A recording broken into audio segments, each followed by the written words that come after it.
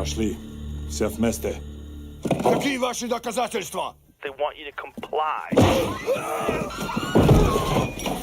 Cancel culture is about canceling.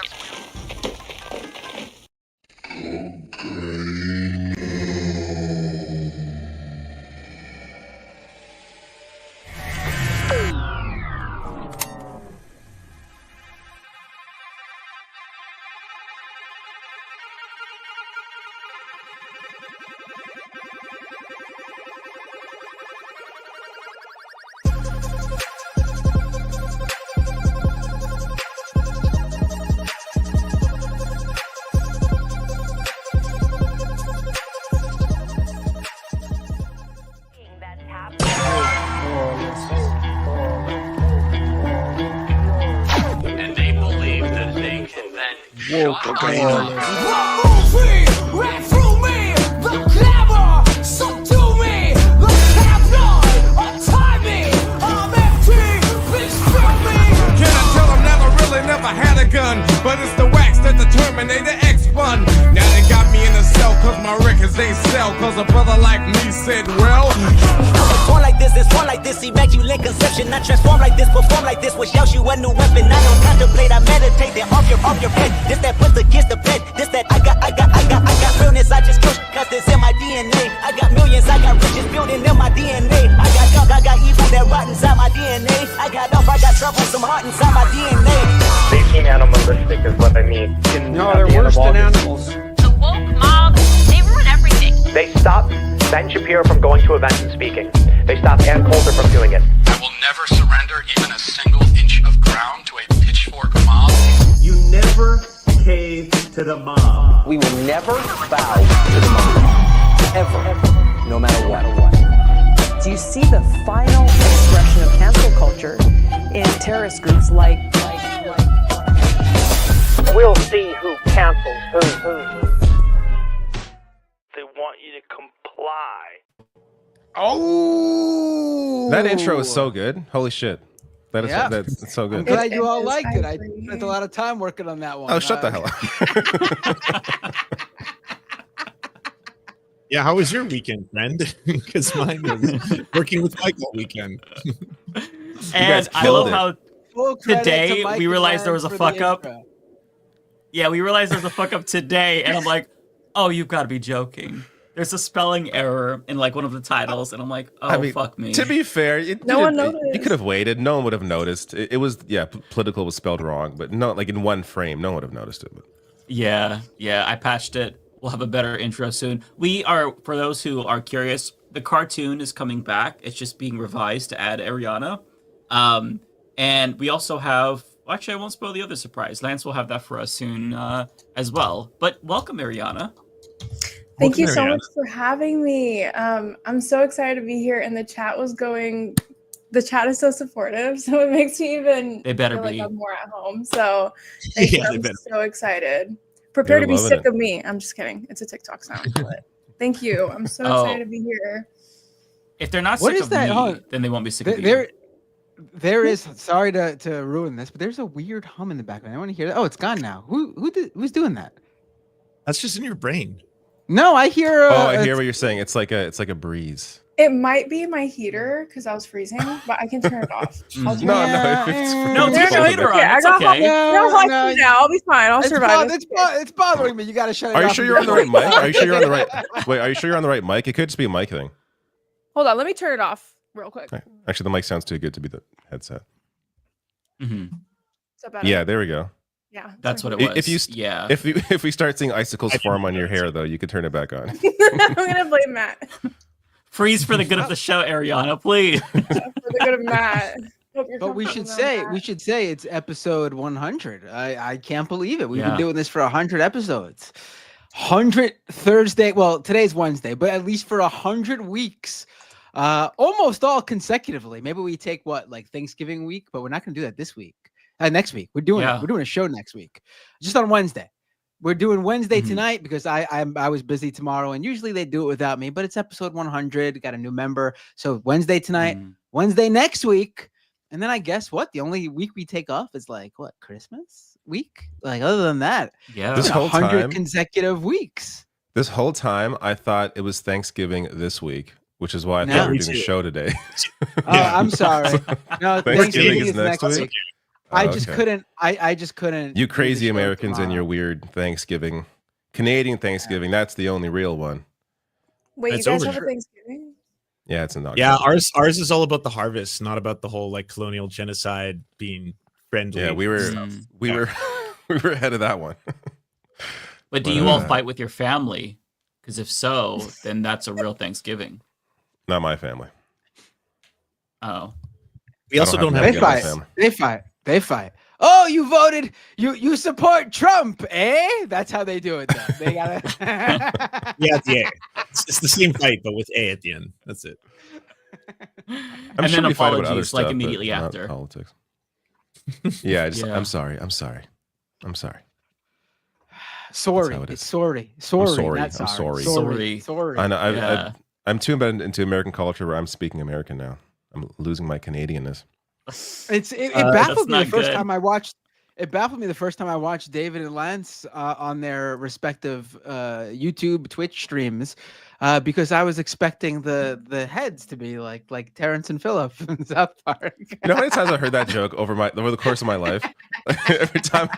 Yeah, your joke is lame, Matt. I'm talking like 2002 playing SOCOM with my buddies, my American buddies, being like, "Does your head flap when you talk?" That we're going back 20 years. I've heard that. Your head, yeah. There you go. Well, you know, it stayed the course. I don't know.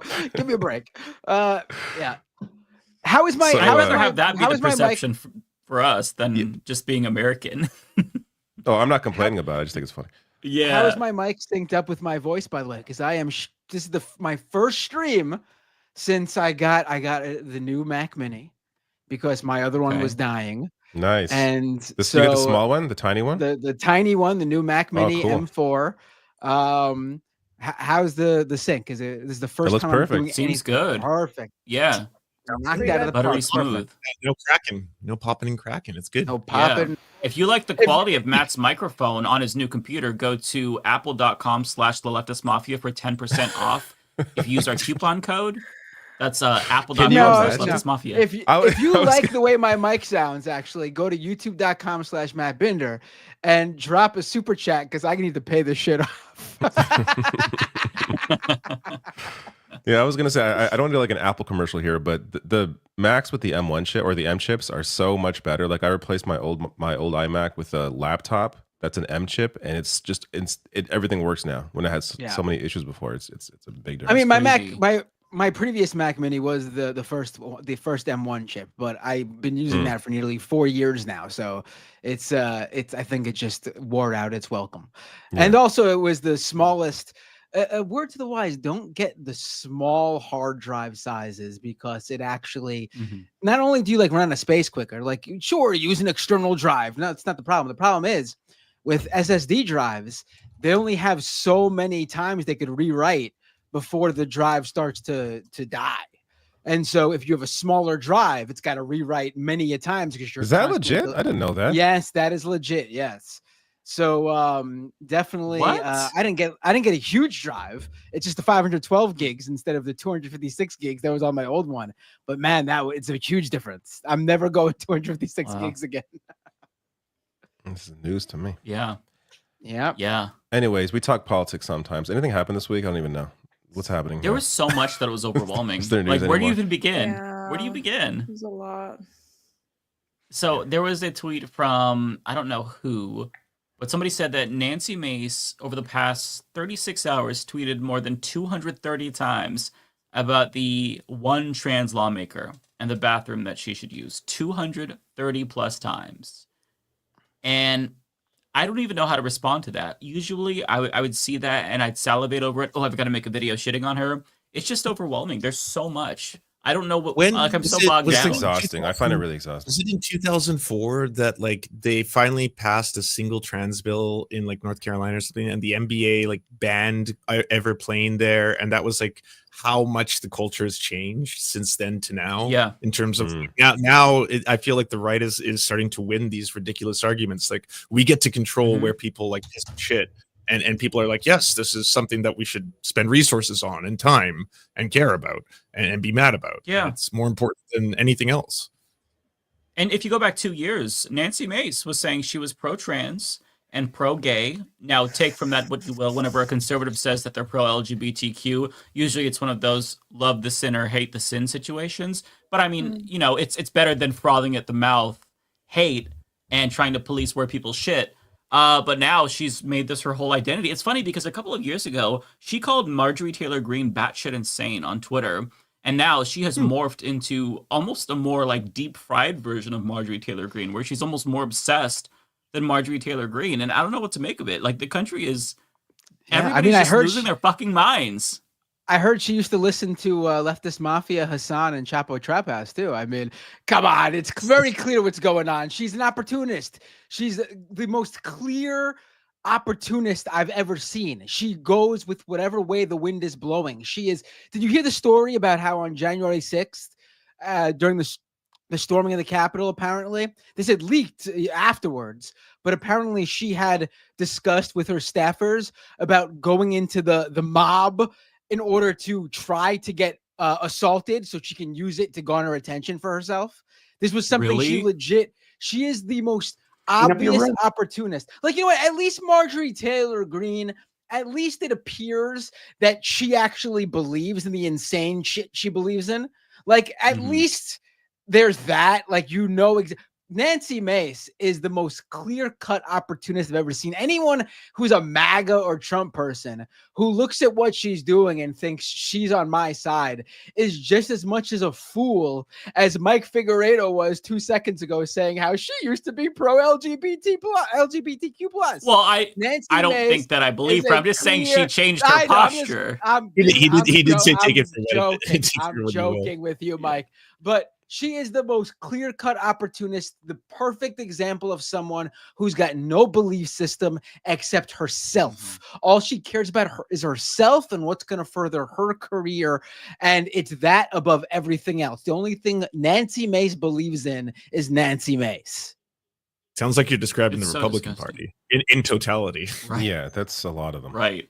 Well, no, there's a number of them who are ready to go down with the ship if it means that they're. I mean, look at some of these guys on abortion. Like some of them were ready to go down with the ship if it meant losing on abortion rights. Like they got what they wanted in terms of Roe v. Wade being knocked down and the issue being sent back to the states.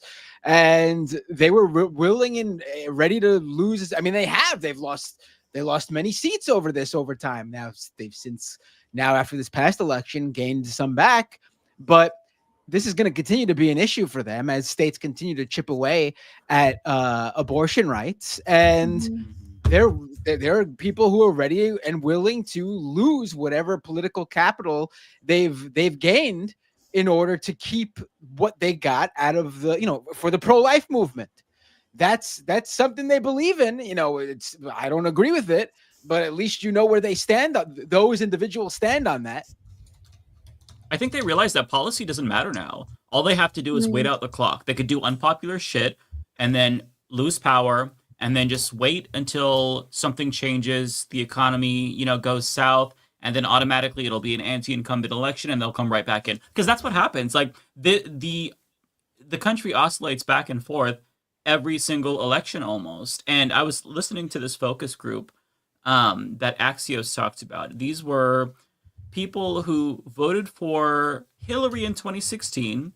It was 14 people in total. Then all 14 of them flipped and they voted for Biden in 2020. And then in 2024, they kind of split off. Some of them voted for Harris, about 5. The other 5 voted for Trump, and then 4 voted third party. And so like a lot of these people, the way that they talk about their politics is, well, this wasn't working, so I switched back. It's just like a matter of vibes, where it's like, well, right now I don't feel good, so I guess I'll go with the party who's not in power. And so since politicians know this, they know they don't have to change a damn fucking thing. Democrats just have to wait a couple of years until Republicans fuck up, and then Trump trashes the economy, and they'll come right back in. And then Republicans can just wait, don't change their stance on abortion. Democrats will grow they'll do some incrementalism, but things won't sufficiently change. And so they know they'll get voted out. Republicans will come back. This is kind of just the way it works now. Policy doesn't matter. I really used to think it did. But then both sides are just using culture wars for different reasons. Like on one side, the Republicans are being like, hey, we're going to go after like trans kids. And on the other side, they're like, we're going to protect trans kids. But both sides are just like, after both sides are upset with us economically, it'll flip. And then we can just switch. Right. And then we'll 4 years. And that's how the dance is danced, essentially. Exactly. And we just kind of go round and round and round as we circle the drain. And it's no party really wants to take the reins and actually make changes because they're all corrupt. You know what I mean? So what do we do? Like we could talk about, and I've been thinking about this too. What do we do? Of course, Democrats need to embrace Bernie Sanders style politics, but they're not gonna. There's this talk about the DNC race that's coming up. Rahm Emanuel wants to run again. When he was in control, they lost 1,000 seats across the country. But you have people like David Axelrod pushing him. And there's all these like more vibrant figures that want to run, like Chuck Rocha and other individuals too. The problem is that all that's going to happen is there'll be momentum. And then if need be, Obama will make some calls like he did the last time to crush the progressive movement and get the corporatists in. So it's so hard to change the system because the system is built to stay the way it is. The status quo protects itself. It's self-reinforcing. So it's very frustrating. I'm trying to figure out how to operate with this reality. They don't mind losing as long as they still maintain power. That's what it is. And it's exactly to get around that involves like investment and money, and this money is not on the side of the people that want to change it. Like it's just it seems like an impossible thing. But that's why, worker power is more important. Unions are more important. Yeah, but also, it's why I don't feel even think. Sorry. No, go ahead. No, go ahead. I feel like this might be a hot take, but I feel like Republicans are using trans people as like a dog whistle. Like, I don't even think they like. I think it's just a scare tactic for them. You know what I mean? I don't think they are passing legislation though. Like just from I was going to say to Mike's point, like, yeah, it seems like both sides are just doing that dance, but like there is a lot of really aggressive bills getting passed in a lot of red states. So for sure. For sure. Yeah. But maybe just that I agree with you that it's a distraction in that like you never have to hold anyone who actually holds power accountable if everyone always thinks that like people without power are the cause of their problems, because that seems to be the issue going in circles here, right? And we're even susceptible a little bit to that too. Like everyone right now post that American election is fighting each other, and it's a lot of people who don't really have any real power in society. There was like everyone blaming Muslims blaming the other groups that they thought weren't participating properly, who were then in turn blaming gay leftist voters who were not. But like it just felt like every group that doesn't have power, we all decided to point guns at each other and fight, and the people I think in the background laughing are the elites or just essentially the rich. Divide and conquer, baby. That's what it is. It's divide and conquer, and it works. It works really well. Capitalism has a very insidious way of reinforcing itself. There was all this this momentum for like a populist anti-establishment politician, and now we've got fucking billionaires like Elon Musk and Peter Thiel. There's another dickhead I'm forgetting the name of. And they pretend as if they're not the establishment and they're not part of the elites. You are the quintessential elites. Elon Musk is the richest man in the world and he's talking about the anti-establishment. I mean, it's like they're fucking gaslighting us. It's so Orwellian. And then they use Orwell too. They stole that. They co-opted everything. So whatever a popular groundswell rises up in the country and tries to take control. Let's say there's like this will never happen because Americans are too brainwashed and stupid. But let's say a communist movement pops up. Hundreds of thousands of people take to the streets. Corporate America would co-opt that shit like motherfucking that. They would start selling T-shirts of it. We'd see it in pop culture. It'd be the sanitized version. It'd be a corporate communism. They would love that shit. It's just a marketing opportunity. Like, there's almost nothing you can do. I'm not saying give up, but there's almost nothing you can do to get around all of the power they have.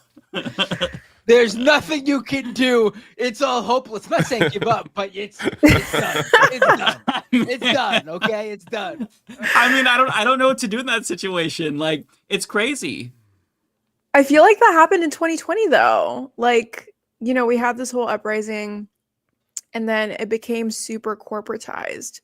And then that corporatization of it started like kind of like doing this like boomerang thing back, because then Republicans started using DE&I against us, saying, oh, DE&I, like woke, whatever.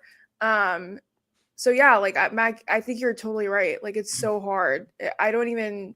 I felt like in 2020 we were actually seeing some sort of movement, but the George Floyd Act hasn't even passed yet. It's been like 4 years. That's to my point. It's so frustrating. Yeah. I mean, think about rainbow capitalism, for example. Like, people fucking hated LGBTQ plus people. They still do. And then corporations co-opted that shit. And then the second that public perception turns on queer people, again, they bail. Target removes their pride section, or they shrink it. It's just, they're such opportunists, and they take everything away from us. And that's how it is. that's capitalism. But you know, it's annoying. That's what we can do. I don't have a point. I'm just saying it's fucking annoying. What a wonderful world we all live in. Oh my God. Any good news this week? No, I mean, I don't even know. I honestly have had to just like step away. That's kind of me. I do more videos than you do, and I'm just like, am I gonna what do I want to talk about? Like, am I gonna get outraged over every single Donald Trump cabinet pick? No, I cannot. It's not possible. I mean, he's gonna nominate Linda McMahon to head up the Department of Education. What do you say to that? Well, there's a lot I could. I thought you'd be excited about that. That was the one I enjoyed, actually. Not because I'm happy about it, because there's a lot of. I made a joke about how, like, oh man, when I was a kid, I was like, oh man, I wish there was like a pro wrestling class in school. And now it's like years later, the monkey's paw, one finger of the monkey's paw. And McMahon is now heading up the we're so good. I will say it is amazing how Donald Trump's found a way to nominate a cabinet pick, to nominate a cabinet full of pedophiles, sexual assaulters, people who aided and abetted those things. I mean, even Linda McMahon, David Bixenspan, a great pro wrestling journalist, published an article just a couple of weeks ago about how Linda McMahon knew about this. It was called the Ring Boy scandal, where basically one of the guys who worked for the WWE back in the day, like back in the, I think, like late 80s, early 90s, he was molesting the young kids who would help set the ring up. Jesus. She apparently knew about it, and they fired him, and then they rehired him after they made him promise not to touch little kids anymore. And of course, he did. They rehired him. Of course, he did. What? Yeah. He touched little boys again. Yeah. And oh my God, that's horrifying. Jesus. Yeah.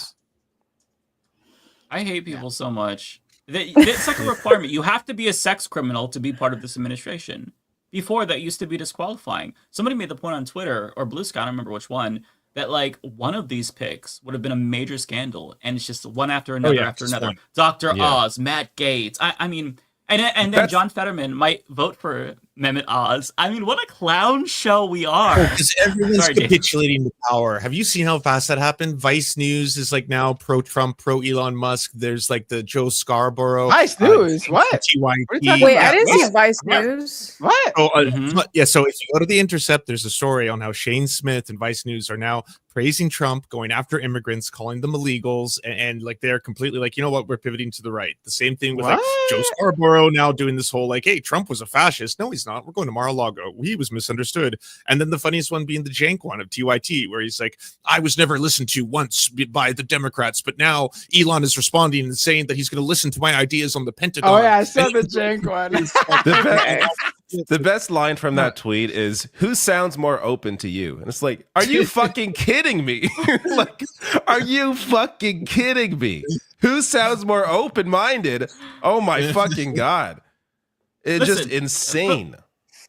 For the last 5 fucking years, however long I've been doing this shit, I don't know, 10 years almost, I've been trying to convince people, what if we all had healthcare? What if you had democracy in the workplace? All you have to do is like pat somebody on the head and be nice to them, and that's how you win them over. Policy just doesn't matter anymore because people are so gullible. Like that's how, like, it's crazy how many reactionaries, and I pointed this out in on Blue Sky. I'm like, it's weird that liberals like Jank, they're so influenced and they become reactionaries simply because the left was mean to them and the right was nice to them. I mean, do we not have any core beliefs anymore? I'm just so frustrated. No, it's just like Muslims for Trump. They were very disappointed as well when they saw some of Trump's picks, and I'm like, what did you expect? Like, the guy doesn't care about you. Anyway, sorry. No. Let's look at this dumb shit. Which totally side right. seems more open and inclusive? Like, what are you talking? Like, are you fucking? Are you insane?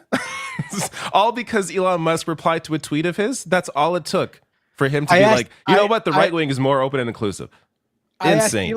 Jenk says, I asked Elon Musk to put me in charge of cutting the Pentagon, and he said, what are your suggestions? That sounds very open. I posted about an account that Elon Musk had banned from the platform, and I got suspended. I mean, I guess he's not very open, and I guess it depends. I don't know. Give me a fucking Did you break. see his response though when he got called out by Hassan, and then he was essentially like, what, Republicans don't tell the truth, like I don't already know that. And then I was like, so you just want to be placated to? Is that it? Because that's what babies want. That's literally just what like, children want. He just Like, wants do to you be want a lied to. sticker? Like, Yeah, do you want to just be saying like, oh, yeah, gold star, you did good. Yeah, I like your suggestions, and that's it. Okay, cool. Well then, That's I guess true liberalism right there. They just want to feel good. Don't care about who's in office. If they feel listened to and the vibes are right, then fuck yeah, everything's copacetic. I mean, you know what? All I gotta say honestly is just remember who all these people are, because this right now is the honeymoon period for Trump. This is as good as it's gonna get. Anyone who's acting this way now, remember how they were acting in a couple of months, in a couple of years, when Trump's agenda is actually unleashed, and see where they stand and what they're saying. Don't let these people turn around and grift off the complete opposite thing again. Remember who stood by the what they economy believe, crashes. and remember If there's another pandemic, when the pendulum swings, you're going to see everyone who was all of a sudden super friendly suddenly turn around and be like, "He's a fascist. I told you all along." It's like, remember which athletes are doing the little stupid Trump dance. I'm looking at you, Christian Pulisic on Team USA. I just remember who these people are, because when shit hits the fan and people are hurt, and then those same people are going to try to back off their open support of this guy. Just remember, when it's the people who are sending these people money, when it's the people who are fans of these people, when they're the ones who are feeling the pain of what ends up happening, just remember who are the people who were flaunting this shit just a couple of months or years earlier. I will say though, not to be like, okay, I guess this is kind of devil's advocate, but like, where the hell are the Democrats? They're super quiet. I haven't really heard any of them say anything. I saw AOC make a post and say, we've got a plan. And then it just kind of like ended there. But it's like, you guys were running off of Project 2025. This is so scary. This is going to be so bad. And now I'm hearing nothing from any Democrat leadership. And I just feel like, I'm not taking Jake's side, trust me, I'm really not. But I just feel like it would be so helpful if even like a couple people would come out and say, hey, these are scary times, but this is what we're doing to prepare before Trump comes in. Like, I haven't heard anything. I don't even know what they're doing. The last video I saw of Biden, he was walking into the Amazon forest completely lost. Like, what are you guys doing? You know what I mean? Like, I don't know. He knows what he's doing. Yeah, I love that. Because it's all Bernie. At it's all least about I can give them. credit to Bernie right now. He's actually in the Senate right now trying to block arms sales to Israel. So that's one person who's actually still fighting and doing a good thing. Well, on the other end, the entire didn't Biden just meet with Herzog? Say that my support of Israel is ironclad. Zero talk about ceasefire now. It's like all the manufactured lies of we cared about this and we wanted a ceasefire for you gone. It's just basically like, yeah, now we'll just basically let the worst happen. Enjoy. We only got a couple months. It's probably freeing that they don't have to pretend anymore. Yeah, liberating. I have this. It's another one. So this is another thing to remember. Who stood behind what's happening in Gaza. It's super clear. This should be a defining issue here. I mean, criticism is about Bernie Sanders are obviously always welcome and taken in good faith if it's a good faith critique. And there's certainly plenty to criticize about him, but he has been legit on this when everyone else has basically run away from it or turned their back. And we'll see if some of those people come back around when Trump's in charge. But Bernie's not been perfect on this, but he's been better than anyone else in Congress. Again, I've heard members of the U.S. Senate come to this floor to denounce human rights violations taking place around the world. I've heard well-founded concerns about China's brutal reception of the Uyghur ethnic minority. I've heard rightful outrage about Putin's brutal attacks against Ukraine and bombing of civilian installations. I've heard genuine concern about Iran's outrageous crackdown on peaceful protesters. I've heard repeated condemnations of Saudi Arabia's terrible treatment of women and political dissidents. And on it goes. A lot of folks come to the floor to talk about human rights and what's going on throughout the world. But what I want to say to all those folks, nobody is going to take anything you say with a grain of seriousness. You cannot condemn human rights around the world and then turn a blind eye to what the United States government is now funding in Israel. People will laugh in your face. They will say to you, you're concerned about China, you're concerned about Russia, you're concerned about Iran. Well, why are you funding the starvation of children in Gaza right now? Again. Oh my God, that was he still got it. Like, imagine, like, let's put all the fucking let's put the policies aside, like a huge chunk of our voting population did just a few weeks ago when they went and voted. If this was the guy just strictly on ability to communicate like a fully functioning human being, regardless of his age, we wouldn't be in the position we're in right now. Like, can you imagine? Like, I feel like it's a pointless conversation at this point. But he's people bring up how old Bernie is. Listen, I don't care how old you are if you could communicate like this and can fucking string sentences together and talk like an intelligent human being that has empathy. Like, that's someone that actually cares. Yeah, like it's so rare to find someone like that my on God, that scale. Like it's what a shame that we're in the position we're in now, because we ended up the Democrats ended up electing a guy in 2020 who wouldn't be able to fucking function anymore in just a few years. Yeah. After they were saying once Trump was elected, like any functioning adult, and then they chose like the one Democrat running who was not a functioning adult. And then they'll probably do it again. I'm sure John Fetterman will be the standard bearer in a couple of years. Oh, ew. No, there's no way. I mean, also, Joe Biden promised that he would drop out after 4 years. Hi, Rebecca. Yeah, he did. Hi, how are you? Look, I know I was not here for the initial news breaking, but so happy to have you here. I don't think, Rebecca, I don't think that's coming from your mic. I think you have a different input. Yep. Every time. Yeah, I know I'll be strong and wrong when I get on. Andrew gets a new computer, and now he's all cocky about audio issues. I'm gonna no more technical difficulties. I'm gonna be the one leftist who no longer has any tech issues from this point forward. Leftist audio. Thank you, though, Rebecca. I'm excited to be here. You're so welcome. It's the good mic. Okay, you're so welcome. Okay, good. And I'm so happy that we have you here. We needed some more women on here, so it's great having you on. Thank now you. We need more white men to continue. Yeah, we gotta bounce this back out again. The ratio's all thrown off now. Yeah. You get 4 more white men. It's only 4-2. This is terrible. It's better. So, but how are you guys doing? I'm sorry, I didn't mean to interrupt, but big celebration. So I missed it in the beginning, so I apologize, but I just wanted to make sure. Was it a good warm welcome for you when you got on? Thank you. It was.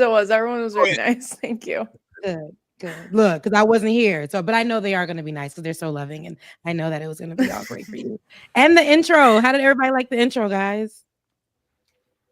I mean, it was great. Good. It seems like they liked it in the comments. It was really good. Me and Nobody Lance made no worked so comments hard, about so it? they better like it in the comments.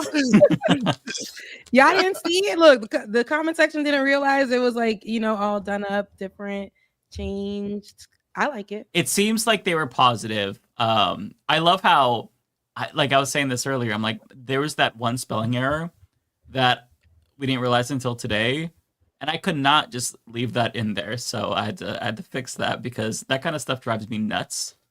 But, yeah, I don't know how y'all didn't catch it before. Look, when I played it, I was just looking for me. The original video, I was just looking for myself. So then I went through again and I was like, hold on, let's see. This is okay. No, we got to make sure we fix that. But thanks for fixing that. But yeah, I know that you said it was going to bother you. People probably wouldn't have seen it, but yeah. But the one person who would have saw it, they would have been a little asshole about it. Like, that's spelled wrong. Hey, by the way, actually. Yeah. I had a video where I had fascism in the thumbnail, and then I spelled it wrong, and somebody was like, "You don't get to talk about fascism if you can't spell fascism." And I'm like, "Motherfucker!" Like you, and like that comment pissed me off so much. Yeah, it's like they could call me a demon, the F slur, and I'll be like, "Okay, fuck you." But that comment about the spelling error, I'm like, "Oh no, don't you go there." No, for real. And then when you can't fix it, like when you have it like on there and you can't, I remember like there was a time where you couldn't fix it. That was it. Like it was just a messed up title. Some people have it in their thumbnails and they'll leave it like that. Just misspelled thumbnails and stuff like that. And I'm like, it's wrong. Like if you're missing a whole word or like that's just wrong. Like I don't even want to watch this anymore. Can't take you serious. Like, Mike, the worst is if somebody uses the wrong door. That is today I was watching Piers Morgan and Emmett Vigeland debating, and what's sadder than you spelling it wrong is the fact that he has no idea what that word literally means. And so in the thing, he was like, I think that it's the left who are the real fascists because they promote wokeness and force you to get into orthodox wokeness, and you have to do what they say or they cancel you. And then I'm like, that's not what fascism is, or wokeness, or orthodoxy. Oh my God, words have no meaning anymore. None of this. Like people are just saying things and they're just fun sounds. And then they're like, that's the thing I don't like. It's called the woke, And I'm like, well, that's the problem. Then everyone is believing this, and now everyone is like, okay, that I'm fine voting for shitty people because I believe in nonsense. Because sounds are neat. It's so frustrating. It's so frustrating that you can just say anything on the internet, and it doesn't matter how stupid it is. You are celebrated as a truth teller. You're saying what nobody else wants to say. As long as you have confidence, I feel like that's enough to get by, which is so frustrating because before you used to have to say something that's correct to get applauded, regardless of your confidence level. But I mean, we're seeing Dunning-Kruger in full effect, and I feel like we've devolved into this like Orwellian / idiocracy type dystopian culture. And I genuinely am having a difficult time processing it. It's not just the election, it's just the aftermath of the election and seeing like this influx of hate just everywhere, not just on Twitter, just in general, of the Nazis marching through the streets, just so much. And it's just hard to process because it's like, man, we are actually living in that like dystopian future that we all dreaded, that we thought about, but never thought that we would see this. Yeah, it's so interesting because I'm like, is it so interesting? No, it's just something I say, like Piers Morgan and them. But no, it's like it's a that's a filler. But no, we talked about this on the last episode, how so many people are getting away with the misinformation and the disinformation. That's becoming the primary source for people to get their news, just off of feelings and off of TikTokers, people who aren't actually putting facts into anything. And if they do, it's almost like how people focus on like just this part of the Bible verse, but there's more before it and there's more after it. They won't go and read like the whole chapter, and people online, they'll just have that one little quote, kind of like when they go to our videos or anything that we have and they'll snip something to make it sound like we said it, and we said it, but we followed up with something else, or we gave the facts in the beginning and now we're giving context, how we want to analyze it or whatever. They will take it, rip it apart, but people love to go off of. They know it could be wrong, but they don't want to try to figure it out. They're going to listen to their favorite person who hasn't done any research on this or anything. Just literally woke up one day and said, I will continue to spread hate. Even if my whole comment section combats it or whatever, I will continue to spread hate and disinformation. We have people at top levels that are doing the same thing. We've seen it with JD Vance in Springfield, Ohio with the Haitians. We're seeing it with Elon Musk right now as we speak on Twitter or X. And then we're seeing Donald Trump do the same thing. And this is our upcoming president. You know, it's just crazy. They like to believe so the disinformation draining. and the misinformation. That's why I escaped to Blue Sky. Blue Sky is so much nicer there. Everything's great. Nothing's wrong. It's a whole different world. It's an idea of what things could be if we all worked together and cared about one another.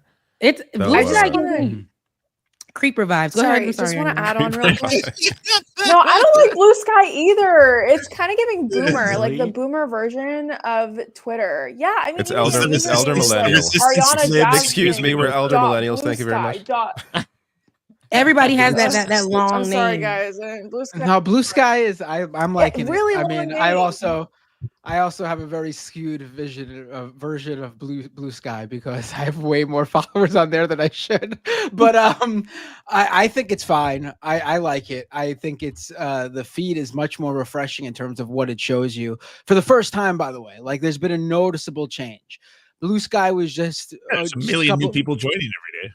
Yeah, just a couple of weeks ago, I would just repost stuff there that I post on Twitter and Threads, and now it's like, no, this is its own thing now. Like like Lance just said, every day 1 million new people have been signing up for it ever since the election. Like I haven't, as someone who's covered Twitter /X since Elon Musk acquired the company, there's been a number of attempts to leave Twitter for another place, whether it was Blue Sky or Threads or other alternative platforms that are many no longer exist, and nothing was ever just like more than maybe a few thousand, maybe a couple 10,000 people going there, and it was like a quick blip. Maybe it lasted a day or 2 or 3, and that was it.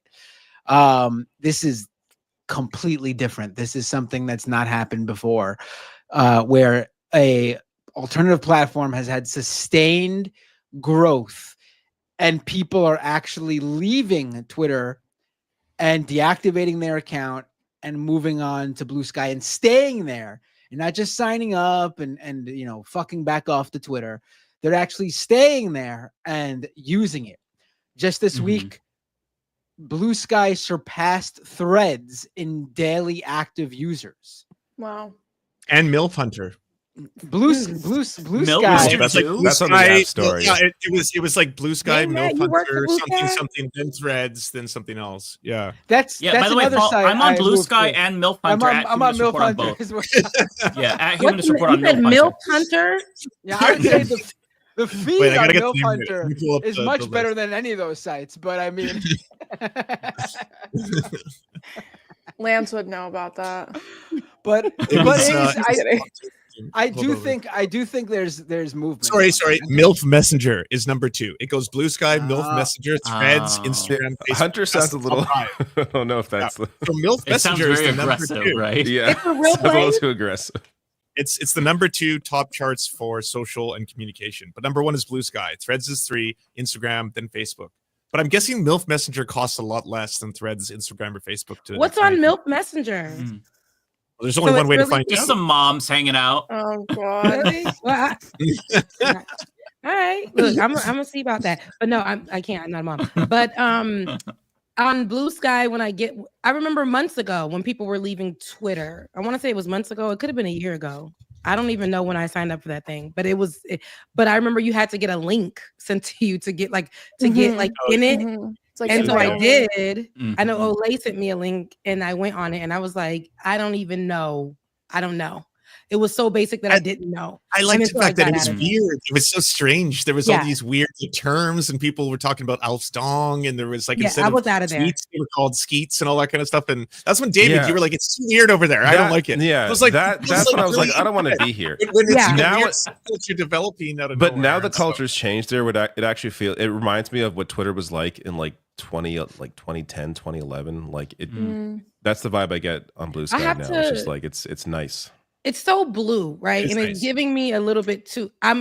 Maybe I just have to get on there and get my algorithm. I think you would like it going. again. Yeah, same. Yeah. Yeah, because I would just say got give on it there a another few try. days ago. I got on there a few days ago. People were nice, and a lot of people they found me, and I had to find me because I didn't even know when it was on the last episode. Y'all were like, "Are you on Blue Sky?" And I'm like, "I feel like I am." Then I downloaded it again, and I was there. So but people were following me already. But when I went on there, I don't want it to be overly left. Like when I say that, it gets real like. Talk about like post a coffee mug or something. It's so I need a little bit of political break for me, and I There's didn't much like more that balance now. Yeah. Okay. So I'm gonna sure. check it out then. I think there is like my feed is a lot of dogs. A lot of dogs. A lot of people just like posting the scenery, and I stopped to look at like this picture that somebody shared. I'm like, that's really nice actually. This is beautiful, and I don't have to scroll down and see a Nazi after that. You know, it feels refreshing. That's the main thing that I've noticed actually. Like that to me is more than anything.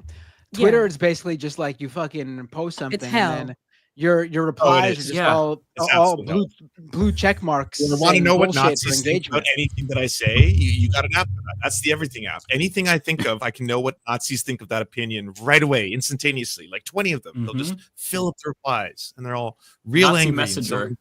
Blocks on Blue Sky though are like they're encouraged. Like people like there's a culture of like just ignore these people, block them, and they go away, and no one talks about them. I feel the same way about Threads. I know we tried Threads, like what we said we're gonna try it like a year ago, and we got on there. I got on there and I walked away, but then I came back one day and I said, you know what? I'm just gonna I need to talk, right? I'm just gonna talk to the sky because I don't know where it's going, and sometimes it goes somewhere, sometimes it doesn't. But my algorithm, I love it. I get on there and I'm interested in almost everything. And if I'm not, I swipe it to the left and I won't see it again. Or when my tweets do go somewhere and it picks up some, people are, reposting it. I get a lot of likes on it. Or not my tweets. What do they call my thread? When they do something and like it might go viral on Threads or something randomly, people get on there trying to talk crazy, baby. The way that I put hide for everybody, no one will hear you. No one can see you. No one can see anything that you're saying that's rude. This right here is my damn thread. And I don't want anybody to see your comment. And they won't. It just goes to wherever it goes, but nobody in this space will see it. They won't even tie us together.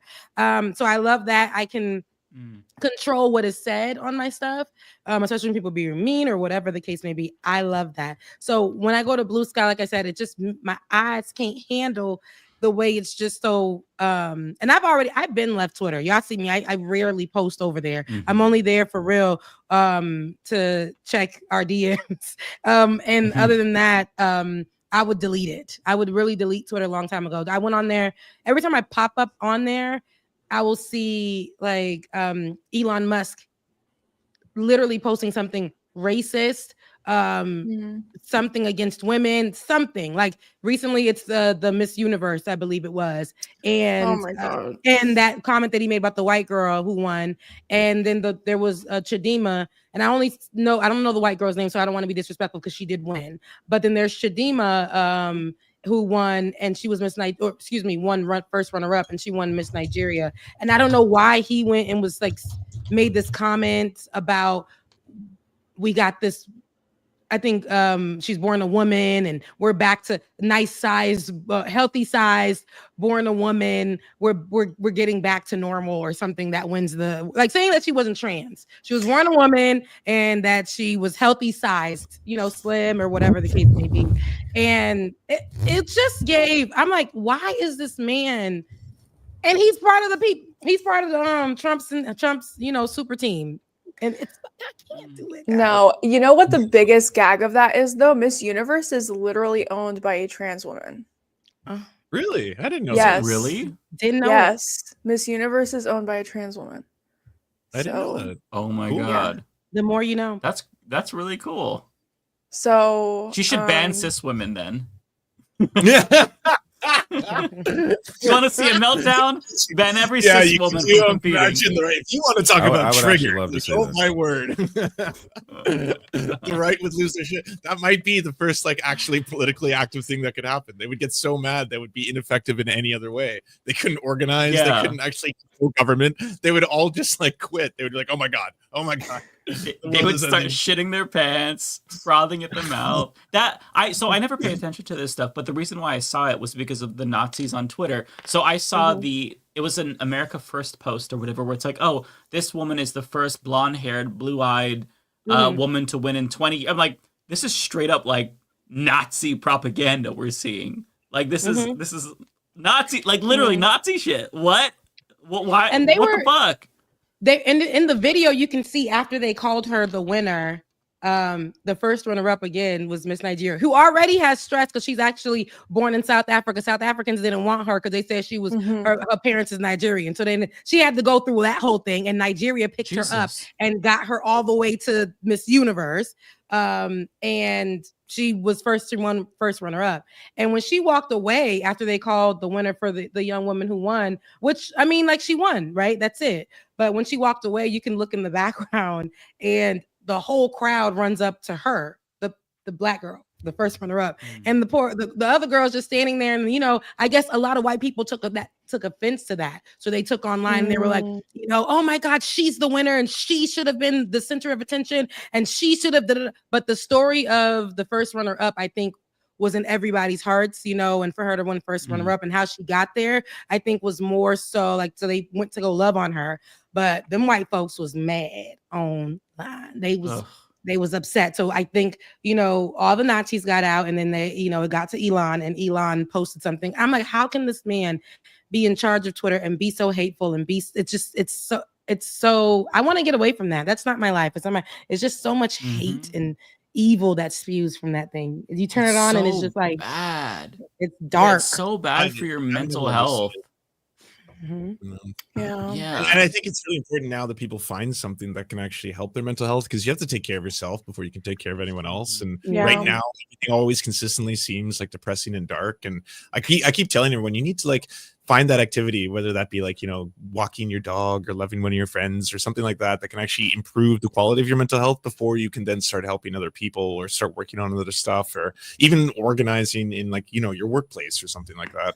And that whole scene, I don't know. I've never understood it. It's always seemed like something like, why do people spend time, fixating this one trait of a human being, beauty? I don't know.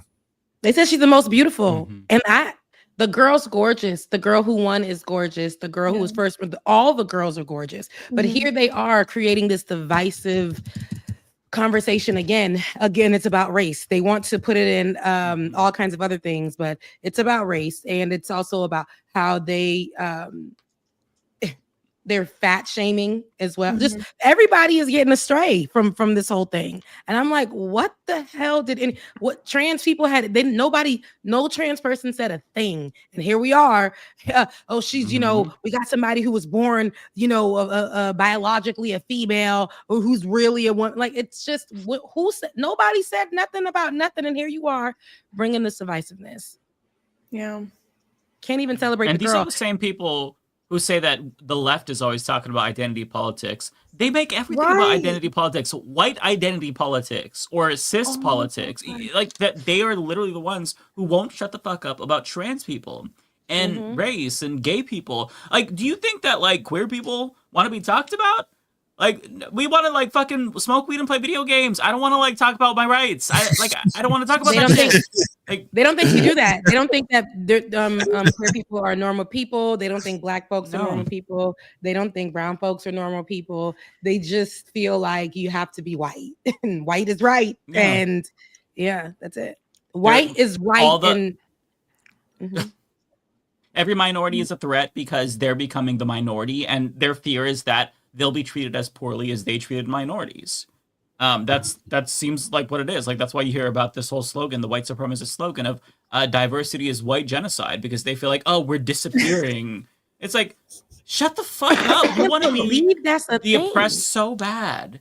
They really want to be oppressed. They want to be victims so bad. They walking around talking about oppression, and I'm like, but do you? Here you go. Y'all want to take oppression now? Y'all want to walk around and be like, oh my gosh, we are reparations for whites because people were That is fucking about mind-boggling. Black history. Reparations That is for white mind-boggling to me. No, Because White they wanted to History help- Month. Like, right. Yeah. Let's do it. Let's do White History Month. That sounds like something that Let's they talk about it. just said to like trigger people, like reparations for white people. That had to be like just a way. There's no way. He's really trying to do it. He said for the ones who really try. He said this. He said, and it's going to affect education. It already has in Florida. They've for people who. For white folks who had to go to schools where they had to be taught, forced African American history, and those who went to schools they're going to sue or plan to sue HBCUs, which you guys know I graduated from the #1 in the nation, Florida A&M University, but they're going to sue. They plan to sue HBCUs because they say that they shouldn't be just Black centered or putting priority on Black students going into the schools. Those schools were made because we couldn't go to the white schools. So it just doesn't make sense. And then, the capital funding for businesses, there was the Fearless Fund with Arian Simone, who was also a FAMU grad, by the way. She was one of the only group of people who made the capital business funding for Black businesses. And one of, I think like the percentage is really low, like 1% that's in capital funding for that. And she got sued by white folks and it got all the way to the Supreme Court because they were upset that they had this funding for just Black businesses.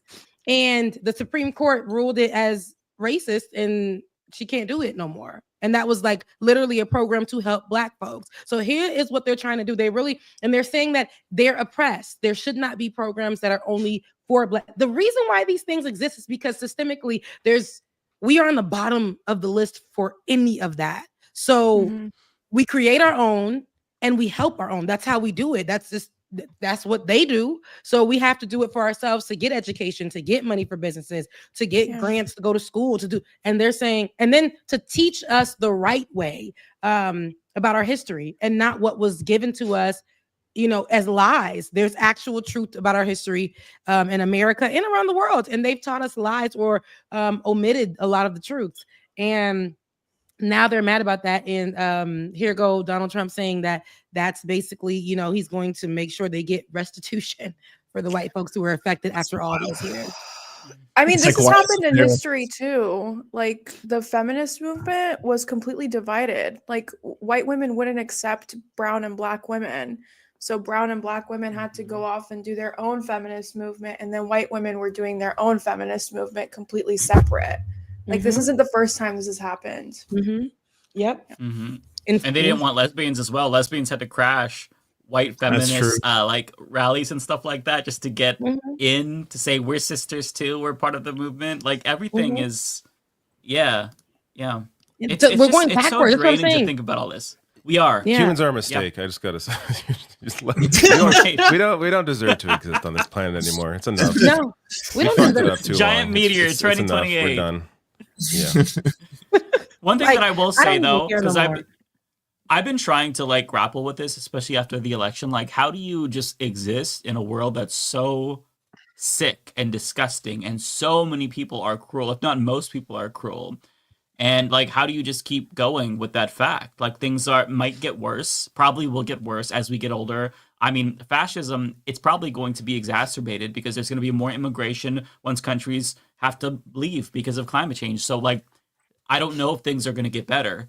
But like, so how do you just exist? And this is something that I've been trying to grapple with lately and not go crazy. Part of it is go ahead. Go ahead.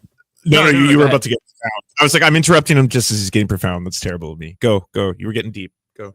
No, I was just gonna say, so the thing that's helped me cope a little bit is a quote from an anime that I watch, and I shared this in a video. Oh God, I regret it. I'm interrupting I want to hear this.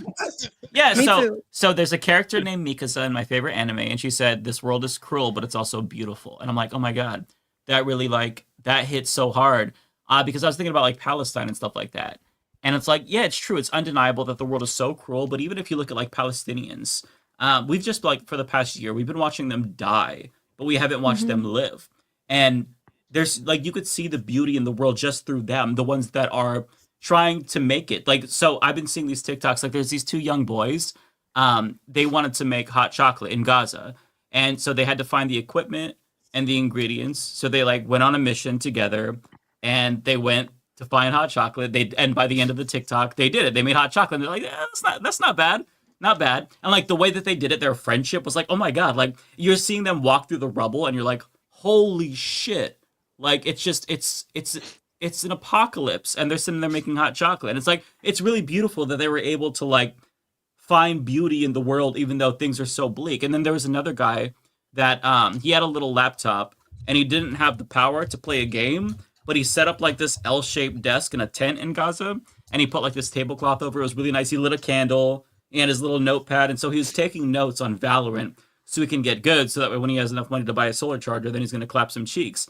And he was just like showing it off. He was really like proudful of it. And it's like, man, the fact that like you can find like beauty in like in a war zone like that, where you're literally undergoing a genocide. Like it's an undeniable truth about the world, where it's like, it's so fucked up and cruel, but it's also beautiful. Just like the people who care about Gaza, just the people who are shedding tears, that's beautiful in and of itself. So like, even if things don't get better, it's still good that we can find beauty in the world, even if it's in little things like art or music or just hugging your fucking dog. Like it's bleak, as sad as it sounds and as bleak as it sounds, like that's all what makes it all worthwhile. So that's kind of like, that's my profound pitch. That's how I'm It's good to hear you optimistic. Like I don't often hear you being positive. Oh, I'm not optimistic. Don't be mistaken. I like it. He was so positive. We didn't know where you were going with that. And you went somewhere else with that. Mike, I like that, Mike. Thank you so much. And I feel the same way. Like I can't let. I mean, I still got to live in this world. And so I do feel like I am going to cover this so differently the next 4 years. I'm going to be covering Donald Trump very differently. I'm going to just cover whatever I need to cover, have my conversations, but I will not be covering every little stupid thing that he does. I'm not doing that. We did that for years, and I know that I won't be doing that. That's one thing. Like I started my Christmas early, got my tree behind me. I said, oh, I love that. I'm just gonna like do. It really was. That's it right there, Rebecca. Something like I didn't care. I'm like, I know Thanksgiving is coming up, but the world is effed anyway. I'm gonna do what I feel like doing. If I want Christmas today, I'm gonna have Christmas today. So went through the closet, took everything out. You know the Christmas stuff. You know how you gotta go through and grab all that stuff. Put away all my fall things because I decorate my house for the seasons, and then grabbed that Christmas tree, undusted it. All the little critters and stuff, took that out of there. And then, put up my Christmas tree, fixed up my kitchen the same way, and I put on some Christmas music. It's not Christmas yet, but I wanted to feel a different vibe for myself. And I'm like, yeah, I can do that. And then I also go to therapy, which helps me as well. Get up in the morning early, pray, and I make sure I take a walk or I go on a run for a few miles. And that helps me out too. Like I'm going to do things. I'm not going to let, like, there are going to be some dark days because the thing, like, I got family members who are going to be affected by this whole immigration thing. You know, they came on the Biden program, things of that sort. In Haiti right now, it's 20,000 people were just displaced last week from the city where my mother is from. And the gangs pushed out 20,000 people. Okay. So they're all displaced there. So folks that are here, that just got here, going back, it ain't gonna be the best. All of these things are going through my head, but I'm like, again, I deal with that stuff, but I also know that I have my life to live too. So the people there, even though there's some of them are displaced and stuff, they're finding ways to see similar videos, Mike, online. They're finding ways to find joy, and I'm like, it saddens me, but I'm like, I'm over here. I got lights, even though it's a struggle to pay them sometimes. I got lights, I got food, I got these things. And I'm going to find joy. I'm not going to force it, but I'm going to make sure I find joy in my living because these crazies are going to be out and I'm alive. And that's enough for me to try to find so important though, because like Yeah. Joy is joy, regardless of the conditions. Like, you don't have to be in perfect conditions, perfectly economically safe, to experience joy. It's the same joy. So as long as you like steal that joy and just try to like find it in anything, I think that that's really important. Like before, I would beat myself up about just like, hey, man, I'm sitting here playing a video game, and there's so much shit going on. You know, there's genocide, there's exploitation. Like, how can I just like exist, knowing all this shit is happening? It's like it eats you away, but it's like you can't. Like even in the worst conditions, and it's privileged for me to say right now because I'm not in that predicament. But like even in the worst conditions, human beings find a way to not just live but even thrive, and they take joy in the smallest amount of things, and that doesn't make it okay, but it just means that like you've got life, like as long as that is a thing, as long as there is still joy to be found, then there's still like, you know, everything is worthwhile. There's still a reason to wake up in the morning, you know. Yeah. Mike is preaching tonight. Okay, Mike, this is different from you hating the old folks and, you know, saying F off to the Republican people. You work for Trump, baby. You came in preaching tonight. Okay. You hate old folks. Normally, that's all he talks about. Normally, that's all Mike ever wants to talk about. The anime really inspired Mike. Anime, yeah, that's right. Yeah, I love watch more anime is what I learned from this. Yeah, I gotta watch more anime. Yeah, you're the first I just finished Attack on Titan. You know. Yeah. I mean, you can't pour from an empty cup. You know, I had to learn that the hard way. Like when I first started doing content, I covered Uvalde and it absolutely broke me. And I like quite literally had to go touch grass to be able to even think about doing content. So I feel like the next 4 years, we should all, even people watching, like we should have our little, you know, daily things that we do that give us a little bit more like endorphins throughout the week. You know, like working out, meditating, walking, I don't know, whatever you like to do that gives you joy. Like definitely do it because it's about to be a hard 4 years, you know? Like it or not, definitely is going to be, he's already starting. He's not even president yet. And he's hitting everything that he can. So I always say this, I check in with everybody, you know, just to see how y'all feeling. Days be hard. You know, and sometimes you just want to talk about it because you didn't get a chance to talk about it, you know, and, you know, I ain't your therapist, but I can listen. Randomly, just yesterday, somebody who is popular put at 3 a.m. Why was I up at 3 a.m.? I don't know. But at 3 a.m., fighting my own thoughts, I get on threads and there's this popular person. She's very popular and she's known for giving people inspiring things. She was, I think, had a whole guest ad where she did, and you know, with her nails where she says positive things, right? Long story short, she got on there and she just wrote letters, and she said, if you, not my camera going out, but she said, if you know what this means, then you're just as oppressed as me. Basically, she was saying, I don't want to be here anymore. And I was just like, listen, you know, I just poured into her, and I didn't, and mind you, she has a lot of people that are on her page, but nobody ever like picked up on what she said. And basically she was saying she didn't want to be here anymore. And I was just saying, you know, just pouring back into her because that's where her content usually is. And she saw it, and I was like the only person that noticed that.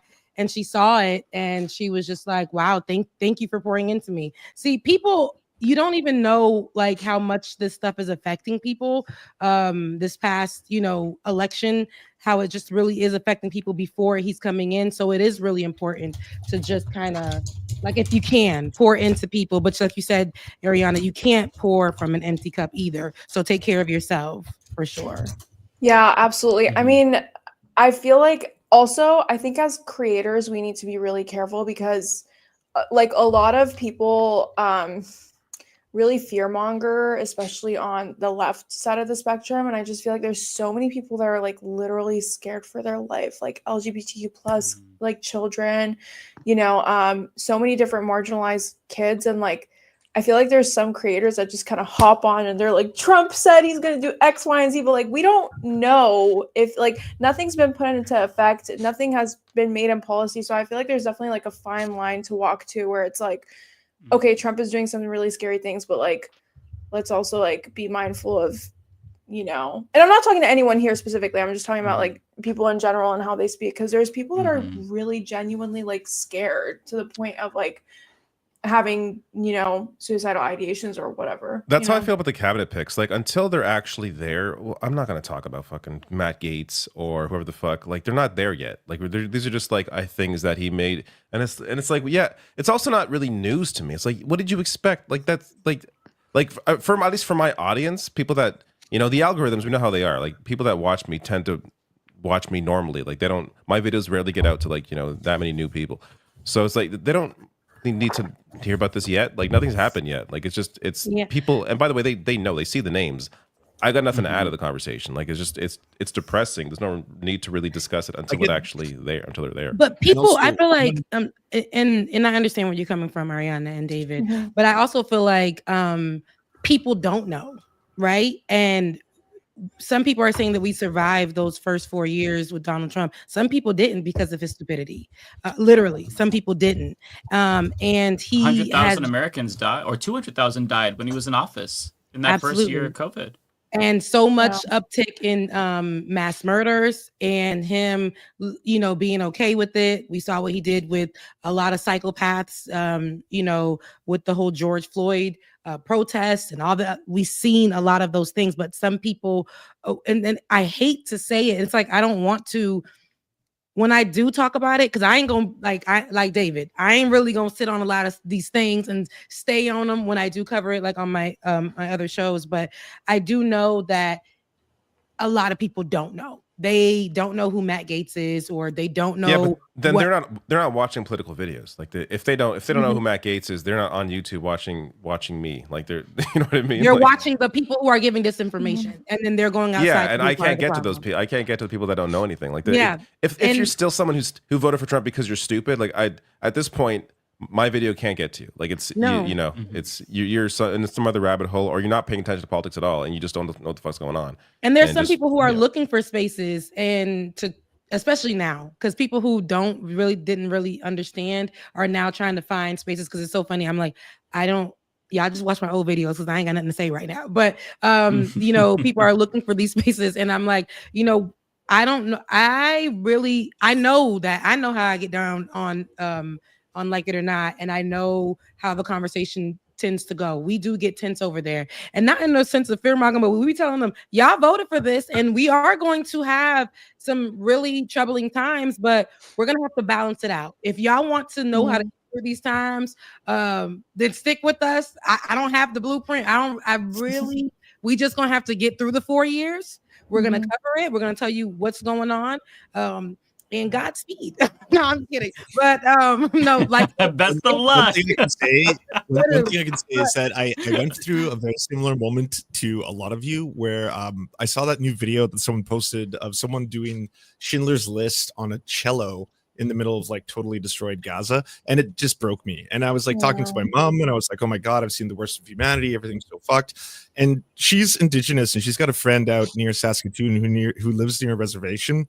And she had told her the story that actually was pretty crazy. She's like, I know a lot of people are very scared right now, but I have to tell you something about the idea of living in fascism. She's like, the indigenous community in Canada, she's like, there are people up there in a reserve that don't have clean drinking water. Their children are taken away from them every day. They're imprisoned all the time. They are overrepresented in the criminal justice system.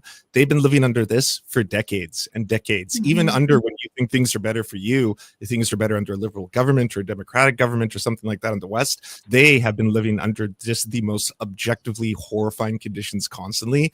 And they're still resilient, and they still haven't died, and they still have the strength to get up and do shit. And I remember when I heard that, I was like, holy fuck, just put everything in that kind of like, that's so fucking true. Like you got to fight, and you got to like reframe this all, because there is like something to be said about the fact that like people have lived through such hardships and such fucked up stuff, and we still can like get past it. We still can like, we all didn't grow up in the Cold War where every single day someone thought like a nuclear bomb was going to kill everybody. We didn't grow up in a generation before that where, like gay people couldn't exist. Like sodomy laws alone would put you in prison just for who you are, right? We didn't grow up in a time where just the very idea of someone identifying as something other than being a man when they're a woman would again have everyone think that you would need to be put into an insane asylum just for saying something like that out loud, right? So there has been like so much fucked up shit in the past. And then on top of that, we fight to make things better. And that's one of the ways that like, humanity keeps on getting better.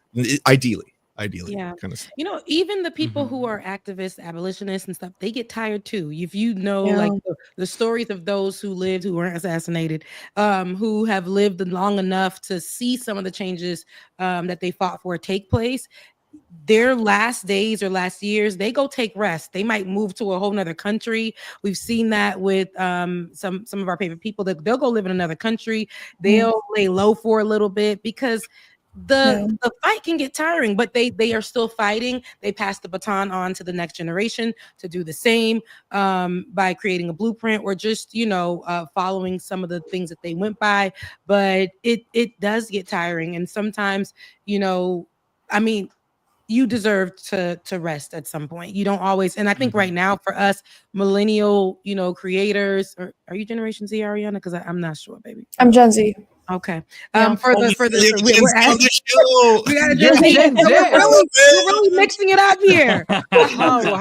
How what year were you born? I was born 1996, so like right on the cusp. Gen Z, No, I'm She's Gen a baby Z. millennial, but she grew up Gen Z though.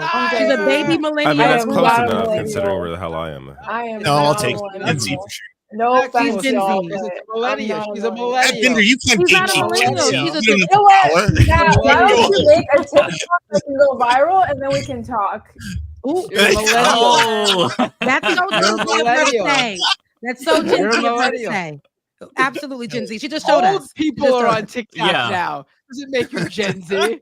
You're a millennial. I just want to say, Join the when club. Cenk was running for president, he made the most boomer TikToks on earth. It was honestly the funniest thing ever. It would be like, we call it, by the way, we call it the millennial pause. Just, he had like this pause when the film would first start, and he'd be like, "Hey guys, it's Cenk. I'm running for president." It was like the most ridiculous thing. Call it the millennial pause. The pregnant pauses that I do, that I I'll say that in my do as a comments. journalist, it's called millennial pauses. I can't. I can't. Yeah, I've been so called funny. up for that. I'm like, oh my god, it's so true. I didn't know that. You're a millennial. You're a millennial. She's Gen Z. No. She happened to be No. born No, in the millennial no. time. No. Millennial age year. Well, I'm a Zillennial. I think, you know what? We can land on Zillennial. Millennials were born. Don't negotiate with him, Ariana. He has no power here. He's too old. This is the biggest cope I've ever seen. He's Gen X. When he gets Matt is Gen X. bumping up right Millennials That was full boomer millennial. in real time. Millennials. No, Do you remember? you are. Yeah, Yes, did you it's ever have a millennial. flip phone? Did you ever have a This flip is- phone? This is right on Yes. Wikipedia. Millennials were born He's using Wikipedia as his source. Wikipedia, that's so cooler than you, man. 1981 Ever. and 1996. You're a No, but she was born at that millennial. time. She was raised. Exactly. Yeah. right. No, we were Millennials raised were literally. born No, between 1981 and don't 1996. Ariana, baby, No, you this are is you are your gaslighting, generation Ariana. being that Wait, wait. okay? Because you just Do asked- you do you remember 9/11? That's kind of like how I judge this. If you Do you remember remember 9/11, I mean, I was okay. You know what? 9/11 is really funny because I only remember. Oh, you think I it's don't funny, know. Ariana? No, I'm literally. That's a very Gen Z thing to say. No, listen. Somebody's going That's to a very clip Gen Z that. thing to say. Someone is going to clip that. I'm claiming it back. Okay, I'm claiming it. I was literally playing on the lawn, minding my business, and my dad just screams, "Come in the house!" So I'm like, "What the hell?" So I come in, and my dad's sitting on the floor with his hand in his head like that, and he's just like he's just kind of like going back and forth, and I was like, and then I just look at the TV, and I see like that was before the second tower got hit, and I was just like, okay, that's weird. And then I just went back to playing. Like I didn't, I was like, she just answered your question, Mike. She's a millennial. She remembers she's a very Generation Z. clearly. I mean, very clearly remembers 9/11. She's a millennial. She went back. yeah, but but I'm also But Middle not- Eastern, not in a and like my serious dad way. was like wallowing on the ground, like I don't And know. she I went to feel go like you would play. That remember it lets us too, know but where she was. I think for me it's a little different. Okay. Yeah, So, if I don't know why, think that I if don't you know why don't Matt, have you're the so fear, you're so adamant about that. Yeah, I'm this is adamant such a about weird this hill. This is We can't- the we most can't- passion. This is the You're most trying passion to Matt has say shown for something- anything in like a month. Because We're what trying I to make her do- something she's not. She says she doesn't identify I would as. not- So she says she I would not- identifies as a Generation Z. And then we should definitely own that. Now, with that being said, she asked us, "Did we hang up the phone?" She said that. She said, "Did we hang up?" The I phone at any did. point?" And we did. Ariana. and I had a flip phone. Full disclosure, I had a flip phone. I had a flip phone. and I used to hang it up like that too. I So had to ask a parent's permission to talk to a girl I like. That sucks. You know, where you have to be like, "Can I speak to?" It's like, what is your business, son? Yeah. Why are you calling this number? Like, I just want to say hello. Three-way when you had to tap in, three-way when you had to star 67 and call where they couldn't see your number, you know, all those things, and your mom would pick me up. and my How friend about used internet? to prank call on three-way all the time, and we get into trouble because you could pick up the other phone and then hear, and my mom like, "Get the fuck off the phone!" Yeah, as we're like prank calling places. I was such a brat. Or what the internet sounded like. I know what it sounds like when you pick up the phone and be like, because you have to do dial up and stuff. That was terrible too. You're trying to talk cute to some guy, and your mom is like in Creole too. You know, Rebecca, did you even shower? I'm like, fuck, I'm 11, and my mom's like, did you even shower? Like, that's embarrassing, mom. I'm talking to a guy. Like, what are we talking? It's a Haitian mom. It's terrible. Okay, terrible. Did you even shower? Damn. Yeah, she does not play. Your mom has no chill. She's like, she wouldn't even say like, hey, I'm sorry, you need nope. It's like, did you even shower? Like, can you do they know that you don't pick up your laundry? Do they like, mom, stop? Oh my god, this is so embarrassing. You know my daughter is stink. What's your intentions? Okay, you know. I'm 10 years old, 11. I'm trying to like be on the phone with my friends. No, my mom, my Haitian mom, she would embarrass. Okay. And be listening to the conversation. They'll pick up so slow too, and be listening to see what you got going on. Yeah, I never went through that. What a time! What a time! But yeah. God, that's funny. The consensus. I'm glad we all that, agree. I'm glad we all she's- agree that Ariana is a millennial. There we go. Let's continue. Let's move No. on. Matt's just mad that he's old. Matt You're just I know, out I there agree. old. No, it's not. No, it's not. He's about- jealous. it's not about- I've heard everything here. You're Yeah. really, Listen, it's not Matt, about- it's not about aging being- is beauty. Okay, a lot of people Oh, don't have the chance to age. listen. If anyone You should knows just about how aging own is a it. beauty, look at this. Look at this face right here. This is a good-looking 38-year-old. I'll tell you that No, much. millennials don't have a problem. I don't think millennials have a problem with we're okay. I feel like I look great for my age, so I have not a problem with aging.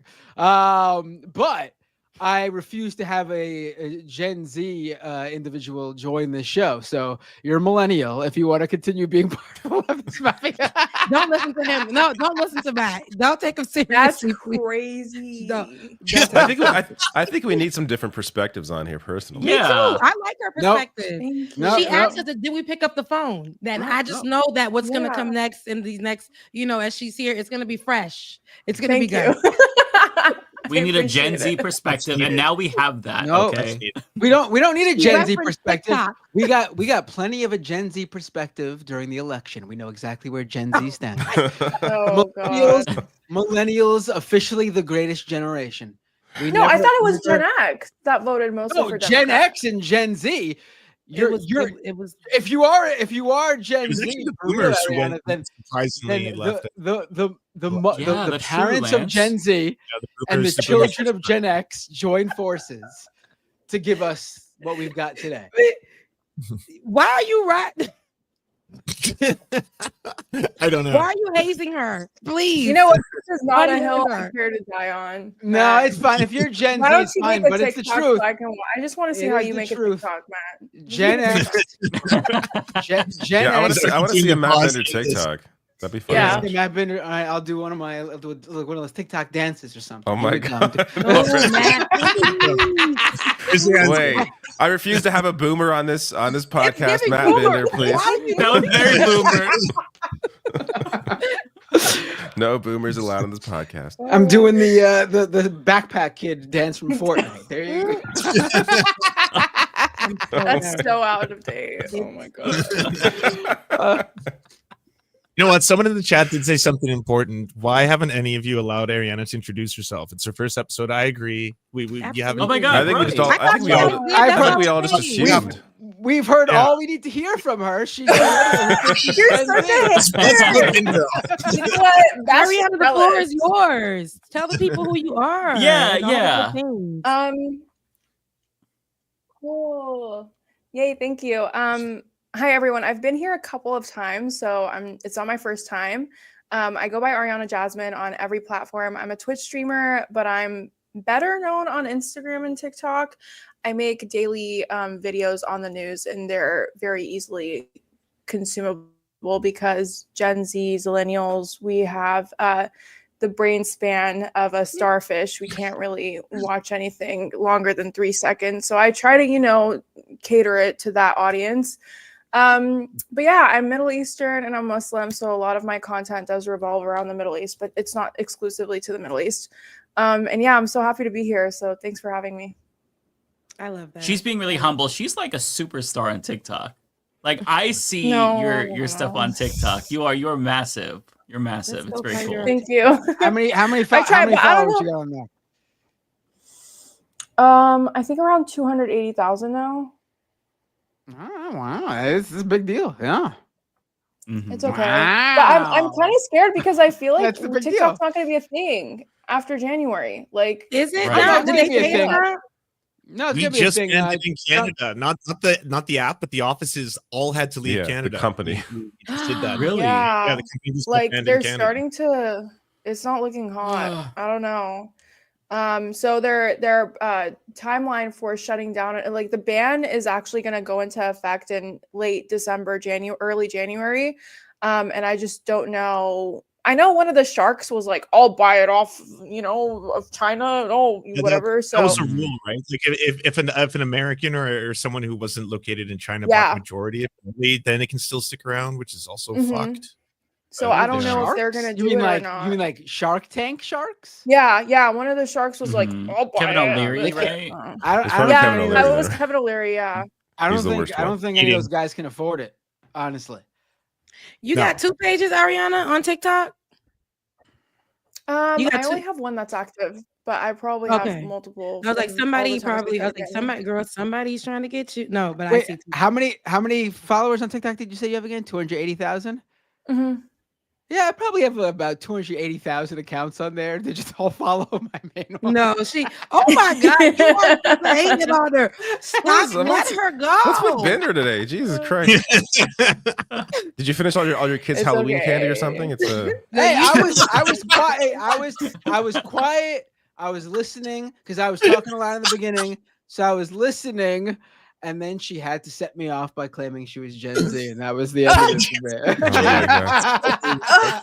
You're setting this precedent, and now she's going to give you so much shit throughout the show. I will back it up. It's maybe she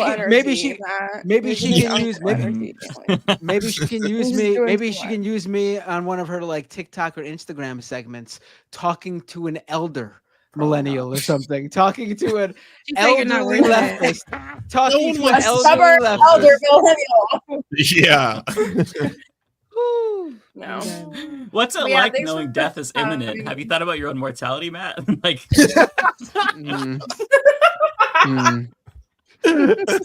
that one hit him hard. He didn't even laugh about it. He just you lived more than 50% of your life. Like, hey, yeah, I was thinking, like if I double my age, I mean, am I gonna even be here still? It probably is a good chance I won't be. I mean, I'm getting up there. That's not true. What you're in your 30s. You'll hit 80. Oh, the question is, do you want to be that? No, Matt, you'll don't fall into the trap. You feel bad for him now. Keep going. He's playing us. This is all an act. He's trying to. I did not mean to cause an existential crisis.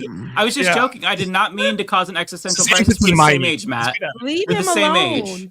You're 1 year old. I'm thinking about it. I mean, Matt started in the past couple of years. I started joining soccer leagues and stuff as I come to grips with my mortality, sort of my midlife crisis right there. I mean, it's got to be part of it, right? It's coming. It's the end for me soon.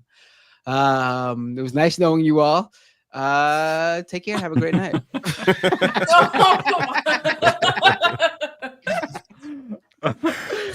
I kind of wish you went offline because then we could finish the show in like 10 minutes. Oh, Lord. I actually am completely fine with aging. I'm not worried about it because I see people are now. Yeah, you don't seem like someone that would be worried about that. Yeah, I don't care. When I die, I die. Yeah, But we're living now, so that's the important part. Exactly. Okay. Although I will say, I saw that picture of Jimmy Carter. Like, oh, he celebrates his 100th birthday, and I'm like, oh, my I God, don't it want to was live so to be that scary. old. I was like, Or Diane Feinstein. You know why? I He's thought it was white. just Yeah, open Feinstein, casket too. funeral. I'm like, I don't want to see this. He's white and he's 100. I think it's a difference. Guys, you know what though? I think Nancy Pelosi should be the next Democrat nominee for president. She's not backing Look, down. she's young comparatively speaking. Relatively speaking, I suppose. I'm sorry, Rebecca. I didn't mean to cut you off. No, you're fine. I was just thinking, no, but I think that was a joke for you, like just like that she should be. I want to make sure. No, you're where we're talking at about right Jimmy now. Carter. that could actually Jimmy happen. Carter, That's why it's Rebecca, so and worrying. him being white, like his skin is transparent, right? Like you can see White everything. people when they get old, see his skeleton outline. I don't want to crazy.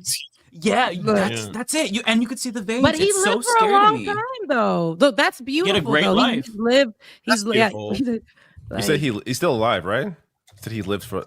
I think. I don't know. Oh, Yeah, right. You said We're he not lived for a past long tense time. yet. Yeah. No, Yeah. you see, my aunt. Remember, I told you my aunt passed away. And I said Getting she a was little ancient. ahead of ourselves. Yeah, it's crazy. Hopefully, I ain't trying to no, but remember I told you guys my great aunt passed away, and she was ancient, 102. Oh my God. But she ain't look like Jimmy Carter. You don't think? No. Okay. She did not. She didn't look like Jimmy Carter. She still. I mean, she looked old. She looked old, but she didn't look like that. Like she still was moving around, and it wasn't giving like the skeletal. Like it's trying The to mouth come out. Like, agape, it wasn't. like, yeah. I'm sorry, but it wasn't giving that. And I see that often. But life is a blessing. So to have lived a lot of different decades. That doesn't look like a blessing, Rebecca. When I saw that picture, that does not look like a blessing. I'm not doing this with y'all. I'm not doing this with y'all because somebody gonna be mad. I know people get really mad when when you're like, I just don't want to see the photo. And I saw people being like, how could you say that? He's such a distinguished gentleman and all this stuff. And he I was is, like, but sometimes If I look like that, please don't show me to anybody. Like that's how I feel. Thank you. Keep it within the family, please. Yeah. The world doesn't need to Yeah. see me look like that. Like, why are you showing me this picture of this dying human being? That's morbid. Yeah. Oh my god. That's all I ask. Yeah. He's always rolling out, and I'm like, how many times y'all gonna roll him out? I think y'all should keep him inside. Let him Like, rest, right? It's yeah. And then it's like, I saw these articles and it's like, he stayed alive so he could cast his vote for Kamala. And then he lived so long that he got to see her lose. It's like, oh my God, just stop already. Just take away any information and news from him. Just hook him up to fucking some morphine. Let him drift away. Stop doing this to him. How old Goddamn. is Bernie Sanders? How old is Bernie Sanders? I think it's like 80 something. Yeah, No? you see, old don't gotta be 88, 89? And he's Is he really? He's not 89. No, I'm getting ahead of myself here. I don't think he's that old. But he's up there. And 83. yeah. He looks way better than Biden though, because Biden's 82. Oh my, he looks way better. He looks better and he sounds better. He's more he's more himself. He's a better human trying to do good things. He's not, you know what? It might be the evil. It might be the evil popping out. A lot of evil people live a fucking long time though. No, when you're not a good person. Henry Kissinger. Sheldon Adelson lived to like what 104 or something. Like, how did Henry Kissinger live for that long? yeah, him too. Yeah, Right. There's a lot of just people evil. that are- Consuming crazy. souls to extend Today his was own Joe Biden's life. birthday. Today's Biden's birthday. He that's turned right. 82, according to my chat. Sad Tomorrow. birthday, Biden. Everybody wish him a sad birthday. Oh my god. Tomorrow, I don't like doing this. I don't know why I'm even saying this, but tomorrow's actually my birthday. Oh, Happy birthday! Happy birthday! Happy birthday! The show would have been on my birthday, but we have it. Wait, today, what's your a day horoscope early. sign? Scorpio. Oh, okay, cool. So wait, didn't it work out best for you to have it today too? Why would you want to do the show on your birthday? I wouldn't right? be here if it was tomorrow. Yeah, but I'm now so glad we moved it. I'm so glad. Yeah, I we moved could have had the Make sure you week send off, all but it's your okay. I'm here super now. chats to David for his birthday. Send him some You would've birthday love, missed- some birthday coin, because he ain't gonna ask y'all, but I'ma tell y'all. Just show him Yes. love. Show David some love. It's his birthday. He deserves. Oh, so- thank you. You And don't say have to. something nice No, about send him a Concord, coin. the video game. Actually, You would've- somebody already brought you up a video game in one of my chats, so I appreciate You would it. have missed episode 100 if it wasn't for me. Is today episode 100? Thank you, Matt. You know I owe what? everything to Happy you. birthday, David. Happy Poor birthday. David. I've given you the greatest You gift gave of me, all. I was just gonna say that. You just gave me the greatest gift of all. Thank you so much. Yes. I really appreciate that. And David, you're 45 now, 47. Oh my God! Don't even get me started. How old I am? How old are you, David? I'm gonna be a year from 40. Really? Oh, so you're older. You're older than me. Yeah, I think I'm the oldest one here. We're all very Oh, so close. Wait so a you'll minute. die first. I feel No, better I now. just No. turned 34. And you telling me you 39? Tomorrow. Wow. You don't look it. I mean, not that it looks. See, I told you millennials is something about it. You a white one too, and it's something about it. You see, it's the preservation up in there. David's white.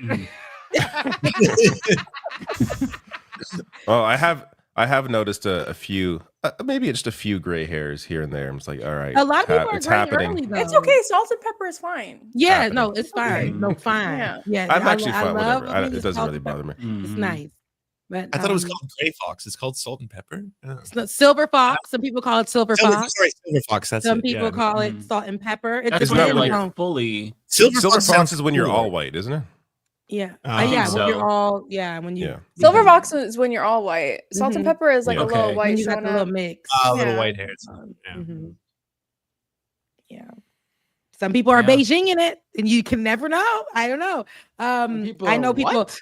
I walked into a guy's Beijing? bathroom. What does that mean? Oh, y'all don't know it? They Beijing usually is the call it. dye, and there are guys who are dying. Wait, yeah, they're, wait, what- they're what's Yeah, it dyeing guys, Just their guys for dye hair. their hair.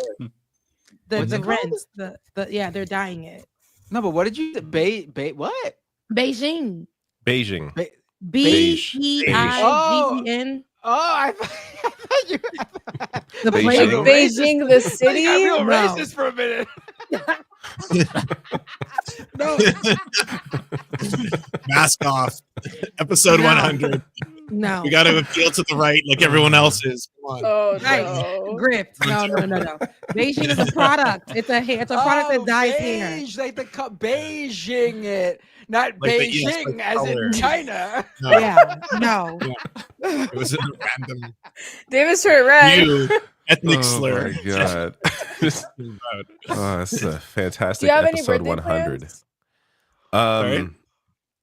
No, not right. I mean, I'll probably just chill with my family, have a cake, go to dinner or lunch. We'll see. Nothing. Nice. You gotta I do don't- something. I don't want to. Yeah, but for me, like Even if treating it's myself small. is treating myself for me, like I'm like a perfect birthday for me is like not going anywhere, just staying home and relax, watching TV and relaxing. playing games and hang with like my son and my partner. Like I'm good. There you I'm good with go. that. Yeah, hell yeah. You got to do what makes you happy. I I'm the enjoy same staying way. home as well. Yes. Yes, that's Yeah. the best. Yeah, Yeah. absolutely. Yeah, I don't want to be around people. I just want to be in my Exactly. own thoughts, sulking and seething. Well, not One that more part, year. but 39. I just realized I gotta get the lighting thing in the background going. All of you got lights going on in the nice backgrounds with lighting. Bisexual lighting. The I can change bisexual my- lighting's I can change going my on. lighting. I gotta Mine is just get my it. apartment and my bed, so I don't know if you're talking about me, but Yeah, but you have stuff behind you at least. I just got this white wall. I mean, I Mine makes can't put noise. anything. I could like the wall is right here. Like If you green I screened it, you stream- can have anything you wanted behind you. I do Or you have a can put a green light on a screen. white it wall. could be the ocean. No, I do have a Yeah, green you screen could be behind on me. the beach. I just don't Not use David it for showing that. off. Okay, David, we know you got the color changing lights. Pretty sweet. Whoa. No, seriously. Why And not? how David did it, you can do it if you want to do the same thing, Matt. Like I think you have a light on the ground and you have it like I gotta do positioned. that. It's Yeah. LED No, light. he's got the whole. He's got a light stand. Like he's got this big stand up light. I gotta get myself one of those. Mhm. It's pretty Or a cool. green screen. Those are cool. Or however you feel like. I have a green screen, but Yeah. I just don't.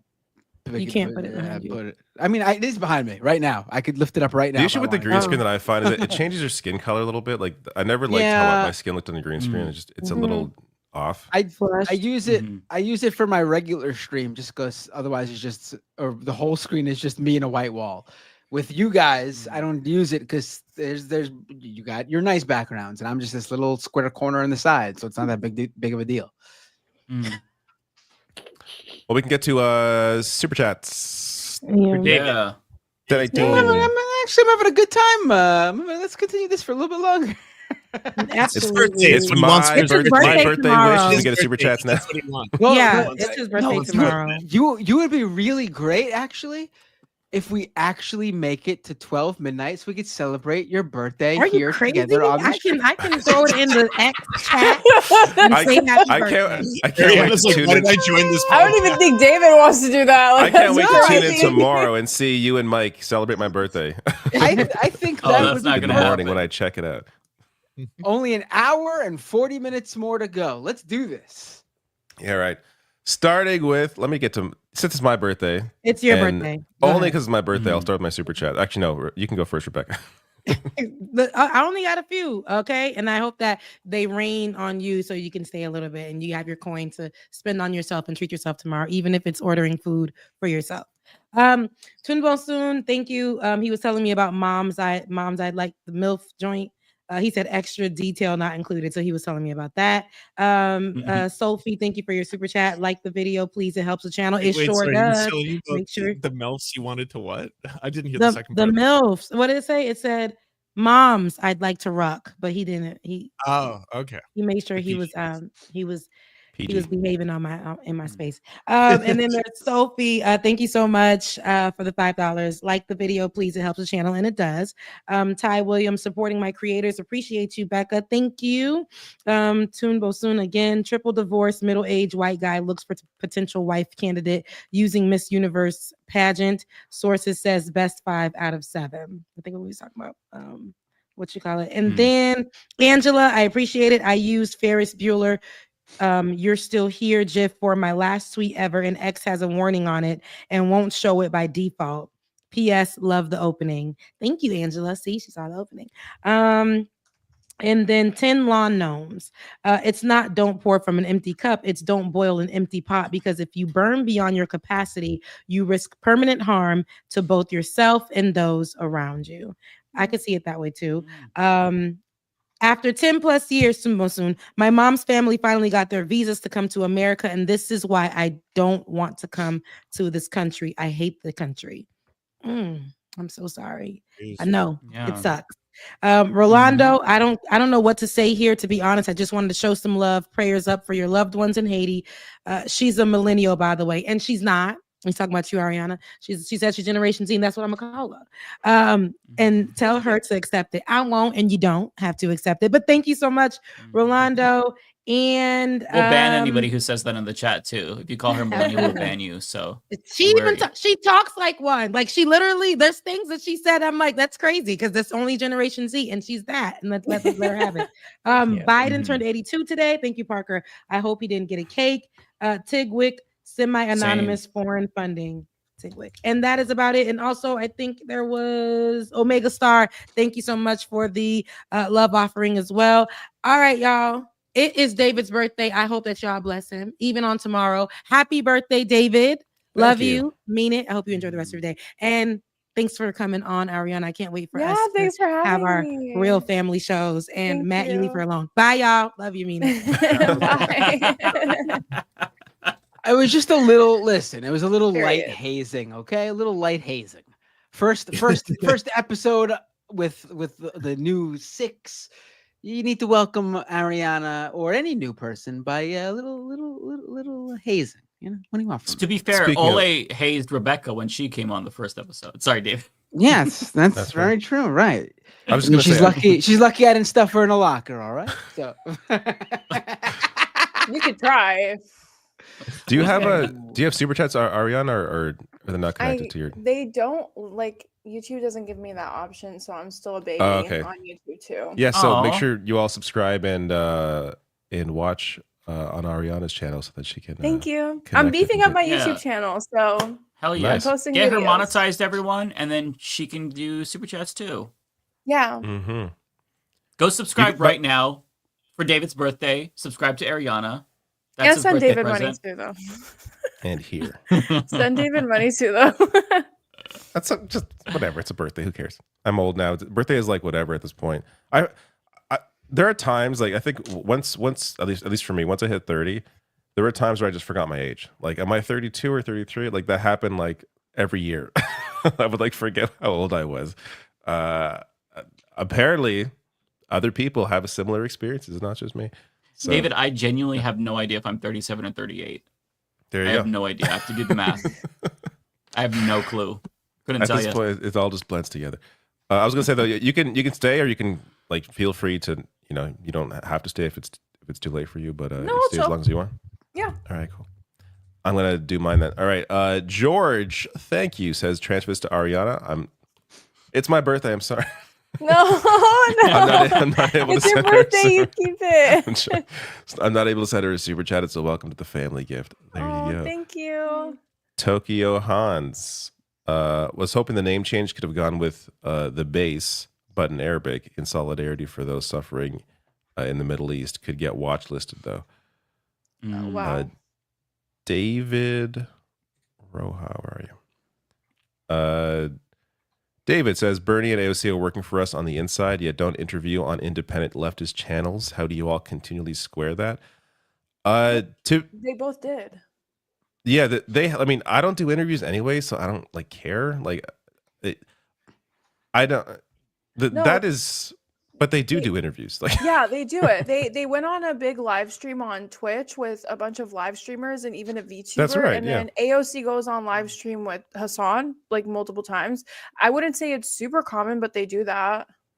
I also don't think our politics should be dictated by how they're personally maybe benefiting us. I'm not gonna hate Bernie because he rejected an invite to my show or something like that. That just be bizarre way to. We're not going to be like politics. Jimmy Dore and be like, that's what Jimmy Dore did. On my show. Jimmy Dore just people basically came on his show. So ridiculous. Yeah, I will say I think that it is. Brian Tyler Cohen makes a really good point about being able to compete with the right wing media. Like Democratic politicians do need to try to boost up independent media, and to add to his point, you got to understand, you got to come on all these shows. We're going to criticize you and ask you tough questions, but just deal with it, relish in it, and combat what we say. And I think that it'll make you better orators and better politicians because of it. Yeah. I forgot. See, Jimmy Dore is so unimportant. Unimportant right now. Yeah, he's irrelevant now completely. No, he's irrelevant. I just forgot he existed. Yeah. But he's so irrelevant that I totally forgot that was a major thing for him. That he would just pick fights with literally people over to whether they responded to his interview request. He's 3 doing years it to Jill ago Stein this time. So petty. Really, he was really. One of his supporters confronted Jill Stein and was like, "Why won't you go on the Jimmy Dore show?" I saw it on the Vanguard. I'm like, "Bro, oh my god, his whole politics is about who goes on his show." It's genuinely hilarious. Maybe he is a comedian. But also, that's wild. But also, I mean, he lost Jill Stein. I mean, she wouldn't go on his show. Isn't he just Trump? I don't even know what. I haven't seen a Jimmy Dore anything for probably 2 years. I don't even know. I have no idea what he's one of those guys who talks about the establishment, but never really nails down what the establishment means, because he started siding with people who were very establishment. Yeah, he has no actual principle. Anyways, too much on Jimmy Dore. I think he was. But he wasn't. He was David's a big birthday. fan of, Why are we talking about Jimmy Dore? This is the opposite of what I want my birthday. Discussion about Jimmy Dore. He has to be a big fan. He has to be a big fan of RFK Jr. Right? I mean, yeah, those Kennedys, real anti-establishment. Law Gnomes, thank you for your very generous super chat. Says, should the Dems narrow their focus around a more definable platform, even if it means winning less seats? I feel like Manchin and Cinema types only show that a big tent leads to rotating villains. The thing is, I don't think it would lead to less seats. The issue is always the money, right? I feel like an actual populist Democrat would do well in West Virginia, but the funding isn't there. Actually, maybe not now, but back maybe 4 years ago, I think West Virginia's kind of gone now. But I don't think it would lead to less seats. The issue is just is fundraising.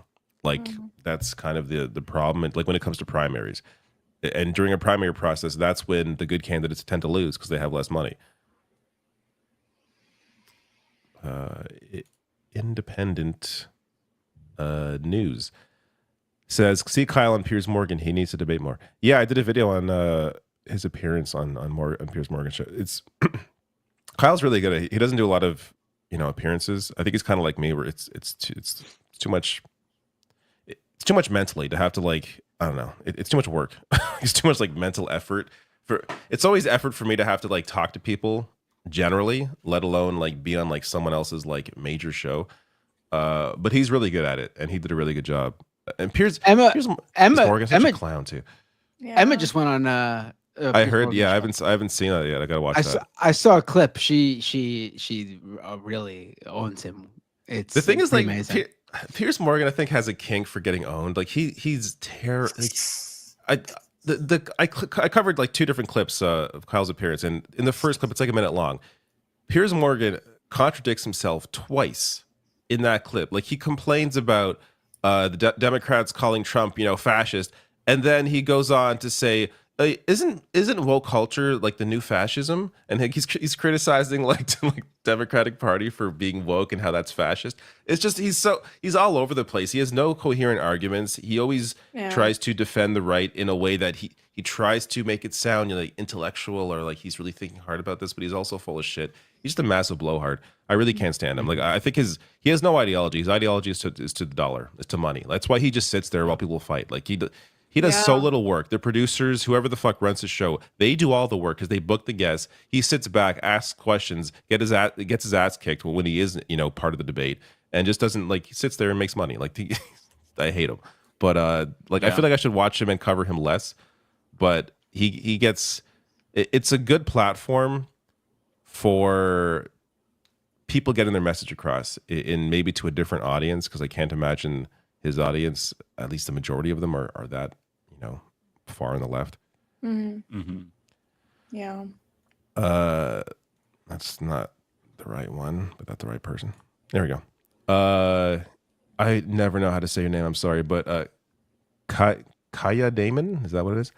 Thank you for the generous $5 super chat. Says congrats on 100, David. Picking up Metaphor Refantasio post-election felt like the right decision to start. And I was playing, so in that game it's an RPG, and you are essentially trying to win an election, kind of. So you're going around like the country and like meeting people, and it was weird playing that while the election was going on, because you're like going up against this really evil individual who is sort of a Trump-like figure, and even not completely in resemblance, but a little bit. And it was just a bizarre thing to play through. But it's a fantastic game. I'm glad you are enjoying it. It is one of the great games of the year, I think. A few more here. Lawn Gnomes again says, amazing how I hope you get what you voted for scares Trump voters. They'll always claim the victim card but never think anything will happen to them. JD Bovey, thank you for your super chat. Says, great job, Leftist on 100. Thanks for mentioning the movie Idiocracy. I've heard it at least a dozen times in the last week. For good reason. I also have not seen that. Oh, it's scary. It's just America 2024. Trying to find the next one, but here it is. To be fair, the president is a wrestler in that, not the president is friends with the wrestler. So things are not quite there yet. Once a WWE wrestler becomes president, then you'll be fully there. Oh my god! Is that part of that? Because before Trump lost, definitely watch it. Before Trump lost, I speculated if Trump loses, it's going to be Hulk Hogan next time, because that's like the trajectory of the party. And I hadn't seen that movie. He will win. He would. He'd win. Hulk Hogan. Laudome says, triggering Binder by reminding him that phones are more Pop-Tart than banana now. What does that mean? Phones I have no idea. Pop-Tart than banana Just now. in terms of the shape, Leftist like, ID poll. we used to hold phones like this. That's how you'd make the phone motion, but now it's more like I just never thought of it as a... Right? Okay. I just never heard it described that way. That makes me want a Pop-Tart. Sergio, thank you for your super chat. Says, Jenk and Anna were talking about how it would be great for Trump to own the libs by being the next FDR, as if he'd do that. The smug Turks are a joke. I'm just amazed that, like, if their strategy is they think the right is watching them and listening to them, that they think that's happening is wild to me. Like the way he responded to Elon Musk, getting at him or replying to him. The idea that Elon Musk is actually going to take anything Jenk says into account is just why are we even pretending? Why are you even pretending that they're listening to you or would listen to you? Or that like what? You're trying to goat like Trump's watching your show, trying to goat him into being the next FDR. Why are we having these stupid conversations of things that are not going to happen? Like it's just it's so funny. It's such a weird headspace to be in, to think that like It's just a you're notice that me senpai. influential on the right. It's weird. I mean, Anna's Oh, pretty they'd be much so a centrist pissed. now. Yeah. It's Yeah, pretty that's bizarre. insane. I did not see that, but if they're trying to like go Trump into being FDR, that's genuinely hilarious. It's just a bizarre turn. It's getting late. We'd be so mad if you gave us Medicare for all. No, we would be so angry. Don't you dare become FDR. Like trying to like use reverse psychology next. Like, don't you dare, Trump. We'll be so angry about that. It's just stupid. Bro. JD Bovey says, happy birthday, David. Thank you so much. Carl Shaw says, happy birthday. Thank you. Fuggy, great name, says, happy B-Day, Dave. My sister and I found you separately online and are both fans of your work. Happy to be a patron. Keep up the great work. Thank you so much for that. Means you have double the support. That's awesome. There's more than I realized. Otaku Dragon says, happy birthday. Also, did you see that several European countries such as Italy and Finland have advertised to Americans fleeing Trump to move to them? I have not heard of that. Sorry, Italy. Get rid of the fascists and then we'll talk.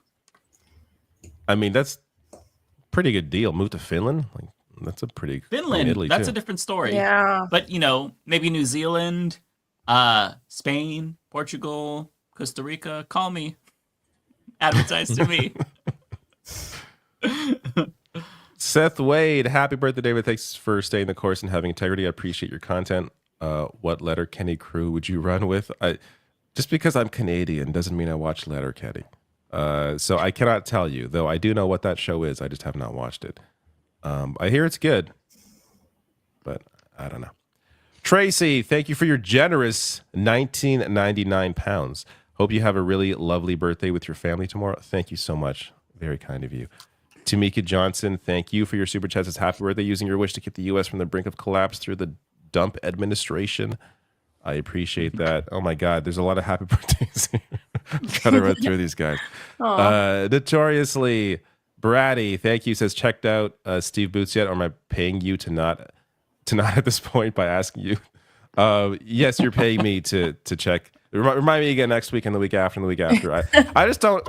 The reality is I try really not to take in too much political commentary content, unless it's something I don't topic I have no idea what it's about.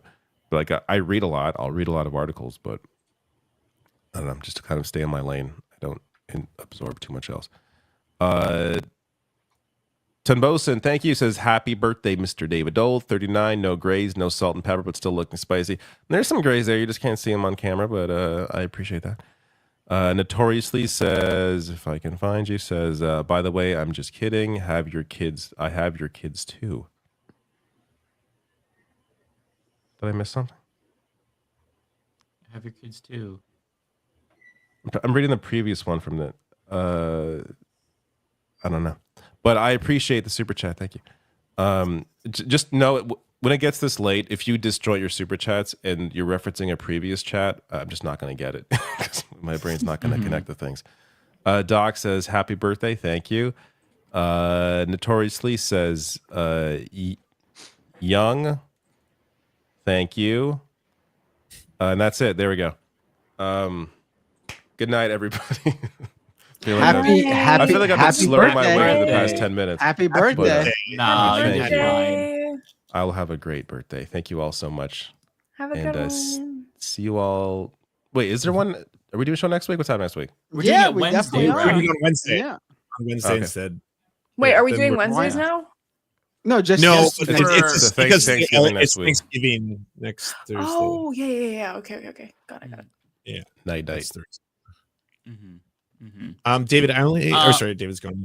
Mike, I only have a couple. Could I read them quick? Because I have to leave at 8, if that's all right. Yeah, feel free. Leave at 8. It's 10:30, my friend. You're about 2.5 hours. No, I'm joking. I know you have. You're Mr. West I was Coast. going to say EST is not real. It's Quick Primes, a cute backpack. Thank you so much. Mash Shanners, thank you so much. Weird Collar Guy, thank you so much for the Primes. T-minus 2011, thanks for the gifted subs. Fabuli, thank you for the gifted sub. And then finally, thank you Razorblade for the $5. In light of the Maori protests, go check out the band Alien Weaponry, especially the song Kai Tangata, Tangata, and I totally recommend that band. If you like heavy metal and you like really powerful music, I would really recommend Alien Weaponry if you haven't already heard them. They're Alien a Maori band from Weaponry, New Zealand. okay. Really, really badass if you're into that kind of shit. Okay. Here, Odinson, my wife and I both have the Motorola Razr 2024 phones. Badass. Evil Pickles You, that's how they live so long. Also very true. From Arch Arturo with the MX50, how probable and useful would it be for the trans community to create social survival programs like the Black Panthers did back in the day? I don't know how much I'm allowed to say on our platforms, but I completely think that it's really, really good to get organized with any kind of LGBTQ plus organization, especially a local one, and in any way, shape, or form. If it's involving self-defense, yes, absolutely. Please protect yourselves and protect yourselves from baddies who want to hurt you in any way, shape, or form. Looney Tunes 9000, thank you for the 199. Here's the first dono for Ariana. Send them to Ariana. Everybody, I don't know, Ariana, if you have other ways people can send you money. If you have I don't know, did you Cash App like Rebecca or something else where they can donate to you? I have a PayPal link. Oh, Would there we that go. work? Yeah, let me. I mean, if you don't mind so we have a sharing, little banner. Well, like, no I'll worries. create a banner. If not, And then they could it's send little totally messages. fine. And then finally, Arenza with the 500 yen. Thank you so much. Join late and catching up, but here is for Matt's PC. Oh, see, I appreciate you donating to me for Matt's PC. That's great. And also welcome, Ariana. Very great to have you. Thank you. Ariana, you what's so your much. PayPal link? Can you read it and I'll just type it out? I just sent you the Streamlabs in the chat. Okay. Oh, perfect. Yeah. But no worries, like it's totally okay. It's fine. Take it away, Mike. Matt, you guys. Okay. Give me 1 second. I'm making a scroll banner. And then if you want her to take your questions. Awesome. Thank you. There you go. Yeah. So Matt, I'm gonna go through mine first like I did last week, and then we'll go through you and Ariana next. I do have to bounce at 9.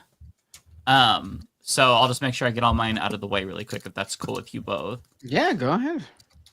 Okay, so from Asa, $2. Did you see the new Coca-Cola AI ad? Yeah, it looks terrible. I hate AI. It looks so bad. John Lithium, thank you for becoming a member. Really appreciate that. Lizzie Bennett, thank you for the 5. Cenk Uygur, founder and CEO of TYT, the home of progressives, get cucked by the richest man in the world who bolsters right-wing TPs. It's a sad sight. It is really sad. It's very, very sad. Fritza, thank you for becoming a member for a month. Let's see. The next one here is Rick. Rick Robin, thank you for the 50p with the slash. Will the Onion be target of Trump's wrath? I don't necessarily think so. I think he's got an axe to grind with specific mainstream media personalities. In the way that he did, like with Jim Acosta, how they revoked his press credentials. I think that those folks who are very visible, those are the ones he's going to go after. I think he's very boomer-brained in that sense. So if like a Fox News host said something mean, I think it's going to hold that grudge. So I don't necessarily worry about the Onion because I don't think he knows it exists. Maybe that's just me like coping because I'm hoping that he doesn't know we exist because we've been talking a lot of shit. I got like 5,000 videos. We'll see. I'm not changing shit though, and nobody should. John Lithium, thank you so much for the 5 gifted memberships. I really appreciate that. The next one here is from Jerome in Seattle. Thank you for the 5. As a gay man, I have to say, she's prettier than all of you. Welcome, Ariana. Oh, thank you very much for welcoming her. I appreciate Fuck it. You, Jerome. We're pretty too. Just kidding. Just kidding. Hideous Lemon, thank you so much for the member chat. Happy 100 to you guys. Feels weird that it's already been almost 2 years. Keep up the great work. That is extremely weird. Yeah, it's 2 years is a long time. 100 episodes is quite a bit, but you know, here's to 100 more. Karsham with $4.99. One of the few things more common than mass shooting deaths in America. this year are anti-trans bills, 600 shooting deaths versus 665 bills. Jesus Christ. Absolute insanity. Ty Williams, Cosmic Nomad, thank you for the 2. It's like America is gaslighting us and I am tired. Yeah, we are being gaslit. I'm with you. Chris Corcoran, thank you for the $5. I encourage you to watch the Smiling Friends episode, Mr. President. It perfectly encapsulates our perfect political reality, Squiggly Miggly 2028. Smiling Friends episode. Okay, I'll check that out. I have not... That sounds familiar, but it's not coming to my mind. But I'll have to check it out if it's gonna kind of mirror our current reality. That seems like it'd be cathartic. It's a hyper silly show. If you're into really kind of like I don't know if it's everyone's cup of tea. It's kind of like recommending certain kinds of cartoons from like if you like it, you'll like it. If you don't, you'll be like Tim and Eric. It's one of those shows where it's like I don't know if I would recommend it to someone, but if you like it, you'll like it kind of thing. Yeah. Okay. Well, I'm curious. I'll let you all know if I check it out. I'll try to remember. Excuse me. Thank you so much for the 5. Bless you. God bless you. Daily reminder that Bernie would have won. Yes, he would have. Absolutely. Comrade Girl 2018, thank you for the $10. Appreciate that. I feel like the Democratic Party is abandoning the LGBTQIA 2S plus community, and I'm struggling a bit on what to do as a queer person. As Lance was saying, link up with queer people in your community. I know it's hard to talk to people because we're all kind of in our bubbles, but really like know that there are trans people in your community and try to find them and reach out to them. It's hard to do that because like where do you start? But just meeting people, trying to put yourself out there a little bit more, I think that's going to be important. In terms of the Democratic Party, I kind of get the same feeling that you get. I think that they've given up. They don't know what to do with us, especially trans people, and they don't know how to counter argument. And the same is true for immigration. They just kind of let Republicans say, oh, open borders, and now everybody just thinks we have open borders. So they just have given up. They're not really trying to provide a counter argument, and that in and of itself is extremely detrimental. So it does feel that way. And if you look at polls, the overwhelming majority of queer people think that Democrats aren't doing enough. So they risk losing another demographic. Like queer people are not going to vote for Republicans, but they're just going to stay home if this really is the trajectory. And that scares me because it's not like a massive part of the population. But when you account for like younger people and how many identify as queer, it's large. So they can't afford to lose another demographic. But if they don't actually fight and they keep rolling over, they will. Next one here. This was from Rolando. Let me see. That is... Where's Rolando? There he is. Thank you for the 5, Rolando. Mike, what are your thoughts on the controversy of Shadow of Erdtree being nominated for Game of the Year? Should a separate category be made for DLC expansions? I haven't really heard much about the controversy. In terms of Shadow of the Erdtree, to me, I feel like I'm fine with that being nominated because it's basically its own game. I get that it's DLC, but it's like 40, 50 hours, and it's one of my games of the year for sure. I think Astrobot is probably my main game of the year, but if that didn't come out, Shadow of the Erdtree would probably be my game of the year. So I'm fine with it. You could say, maybe they can also add a category for DLC, but it depends. If it's like a 15-minute, 20-minute little quick DLC thing, sure. But I mean, that is a massive expansion. So I feel like it could stand on its own if they chose to release it as its own thing. So I don't know. I'm fine with it. I would say. Let's see. The next one is going to be Justin. Justin Fan. There we go. Thank you for the $5. Welcome to the team, Ariana. Mike, thanks for the touching stories of hot chocolate in the gaming setup. Can you say something about old people now? No. Okay, next person is 0PE. No, I'm just kidding. I know old people. I have old friends. And yeah, they're just like the rest of us. I love old people. I'm just kidding you. I hate that this meme has like snowballed so much to where people genuinely think that I'm like ageist. And to be clear, just so you all know, any retail job I've been at, my main friends were always old ladies. Like when I worked at Walmart, I was really good friends with the old lady in the fabric department. Oh no, you And she did would that. I have friends that are old. No, The meme. it's true. I'm doing the meme. I'm doing the meme. But no, for reals. She's not watching this because she doesn't know how to use a computer. But she was really sweet. But yeah, I have old friends. I'm not ageist. A little bit, but like I have old friends though. No, I hate old people. I'm just kidding. Okay. Sorry, I got sidetracked. Zero PE 499. Thank you so much, Zero. We're not outnumbered, we're out organized. Yeah, that's true. Malcolm X, all we got is us, and we gotta utilize the energy of people looking for where to go. Join orgs. Yeah, I think that's a great start, honestly. Sakti, $2. Thank you so much. Watching me, watching you, sweet line. Thank you, Sakti. Next here is Sean. Sean, thank you for the member chat. Elon Musk has billions of dollars, but still sucks at Elden Ring. His build is about as good as his Teslas. Oh my god, that shit is so funny. I want to explain it to people because it's like, unless you play the game, you don't get it. But like, he put more than 100 hours into the game and very clearly doesn't know how to play the game. He had like 3 shields, which you only need 1, if any at all. Yeah.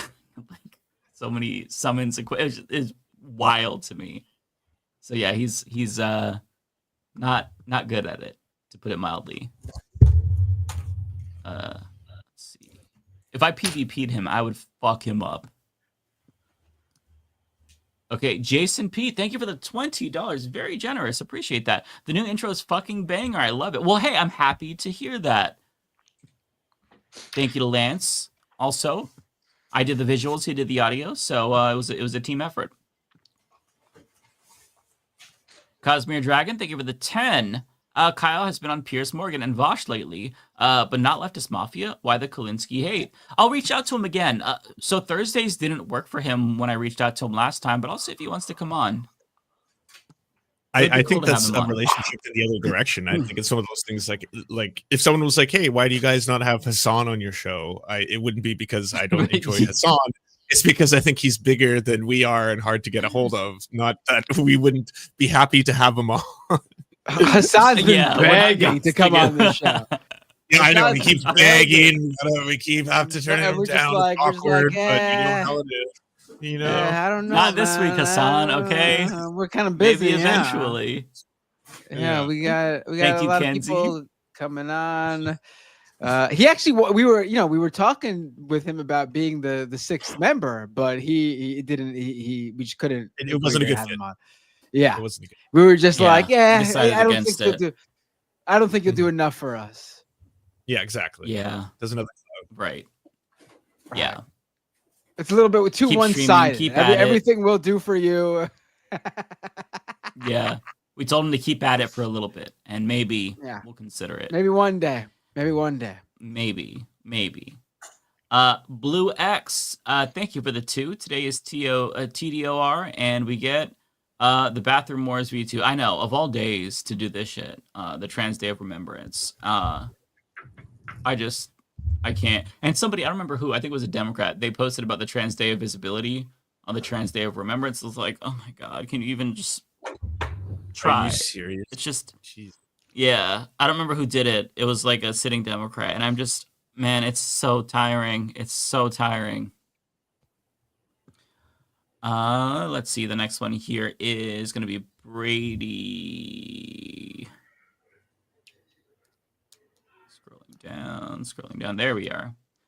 Brady, thank you for the 5. Hey, all. Do you all think that trans adults that are on hormones will be affected legislatively, and what could be done if that happens? So, what I've been seeing a lot of trans people do is they're saying to stockpile hormones if you can. I don't know how you would do that. I don't know how long they're good for. I don't know the storage situation, but I think that you should look into that. And honestly, I genuinely don't know what's going to happen. I think that if you're in a blue state, you're probably going to be shielded at least a little bit longer. Much, much, much better off. If you're in a red state, I don't know. Honestly. I genuinely don't know what's going to happen. I mean, in states like Florida, they're trying to ban they did ban trans adults. And and they made it very difficult to get gender affirming care. So I genuinely don't know. What I will tell you is talk to other trans people, ask them what their plans are. One thing I'll say definitely do before Trump takes office is get your gender markers changed, update your ID, your passport, get all of that done. Because you might not be able to do that. We don't know. But that's going to be one of the first and easiest things that he's going to come after. So get that taken care of like tomorrow. Like do it tomorrow. But make a plan and certainly meet up with other trans people. Talk to them about what they're doing. Because it's I don't know what the plan should be. And that's kind of what I'm talking with my own family who are trans. They don't really know, but I think that there's been some ideas that's been floated, and at a minimum, trying to see if you could stockpile some hormones. That's a good place to start, honestly, just to make sure that you have some backup, right? If you can do that. I know it's not cheap, but yeah, I wish I had a better answer, Brady. Unfortunately, it's tough because we're kind of working with like ifs and whens, so it's tricky.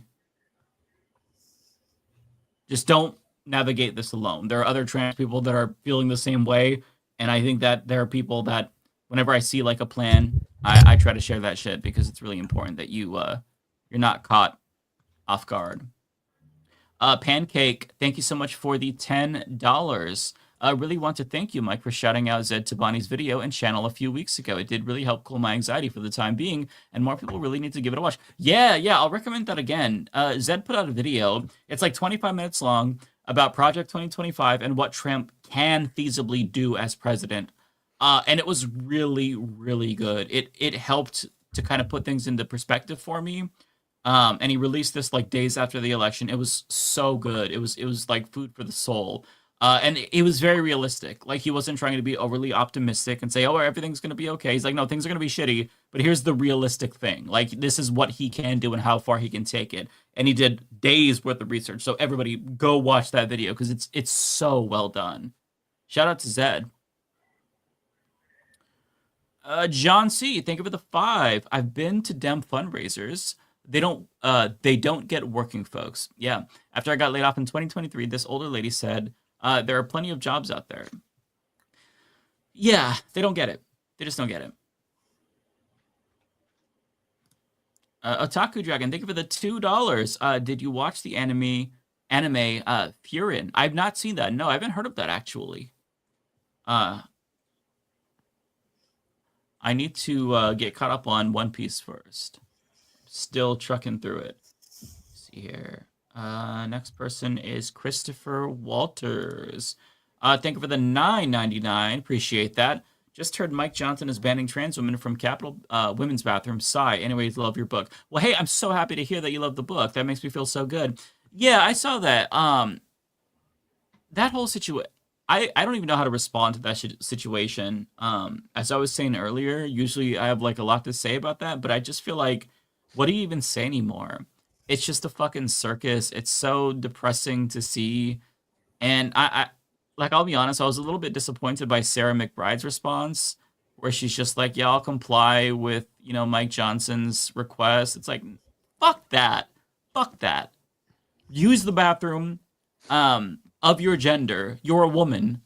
Use the bathroom of the whole situation is so depressing. So like I was gonna talk about that tomorrow, but then I'm just like, honestly, I don't have the mental bandwidth. I'm gonna talk about something stupid. So I'm talking about some MAGA kid that thinks it's gay to be with women, literally. So that's like my junk food for tomorrow because I just can't take the fucking reality of what's going on. Honestly, it's so bleak.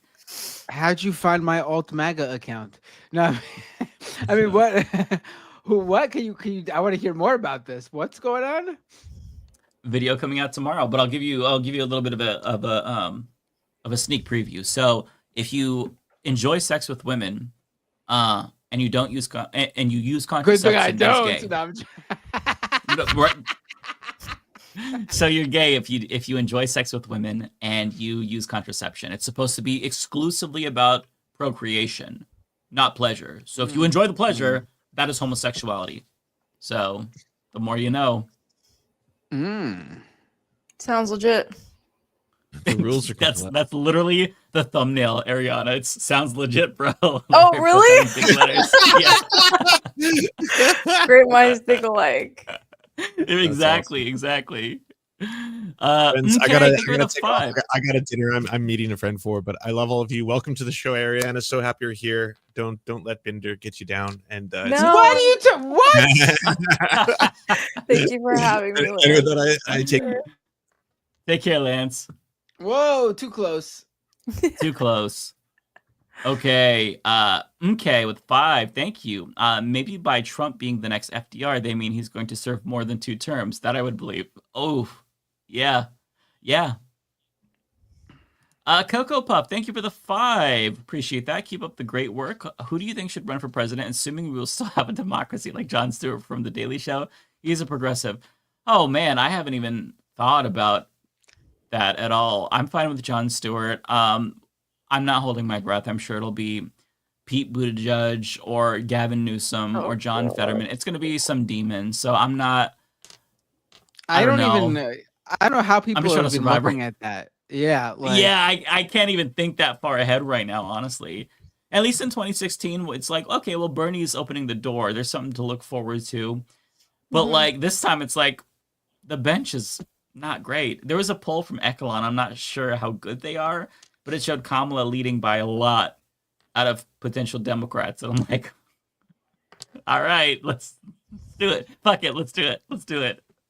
Just keep trying. It worked for Trump, right? Okay. I mean, So for Biden, third time was the charm for Biden. That's true. Honestly, I don't know, and I'm tired of trying to understand what this country is going to do.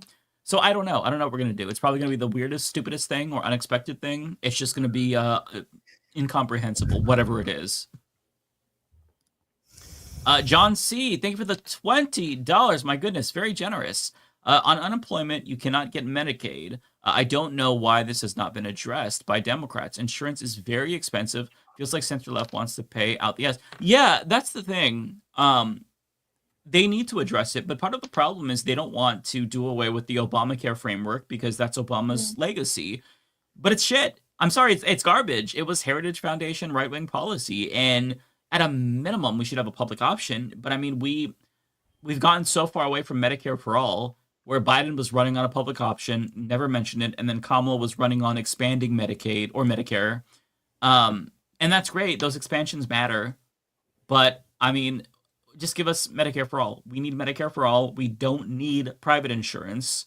And I wish that people would not be afraid to say that we should abolish private insurance. Like, Republicans will use that as a gotcha. Oh, well, Bernie Sanders' Medicare for all bill abolished private insurance. Good! Do you not deal with these fuckers? They're leeches. Like, who wants to deal with private insurance? We don't need private insurance. You create a robust healthcare system that's so good that there's no need for them. You don't need them. They're a middleman. Like, why are you're going to leave some things out so that way they have something to cover and charge people? No, get rid of them. Abolish all of them and jail the CEOs extrajudicially. Get a little authoritarian with it at this point. I don't give a fuck. They're killing people. Fuck them. Chris Corcoran, thank you for the $5. Between Rachel Zegler having to apologize for Trump comments, oh, I wish she didn't apologize, and with the Sebastian Stan apprentice interview gone wrong, that I don't know who that is. Is Hollywood caving to Trump? Yeah, I think they are. Hollywood, they are a bunch of cucks. They're liberals, and liberals traditionally they're not very courageous, we'll say. I think that's been demonstrated this week. I mean, look at Mika Brzezinski and Joe Scarborough, like, groveling before Donald Trump so he doesn't throw them in jail. I mean, it's fucking hilarious. And there was a report that they did meet with him because they were worried about retribution. Like, what are you worried about retribution for? You're multimillionaires. If he wanted to drone strike you or something, you could literally just leave the country. You can pay for private security. Why are you so afraid of this clown? It's just it's ridiculous to me. I don't believe it. I don't think they're telling. That's not the. Yeah. It's access. They want access. That too, for sure. Okay, I've got, let's see here. New member, thank you so much. Iki Tagawa 357, appreciate that. And then I have another one that's not showing up. Oh, no, it is. It's just out of order. Tanya Oberkaiser, thank you for the $10. My friends and myself have been stockpiling the morning after smart plan for our teenage daughters just in case in Indiana. Yikes. That's a really good idea too. And also delete any period tracking apps, especially if you're in a red state, that can be used against you.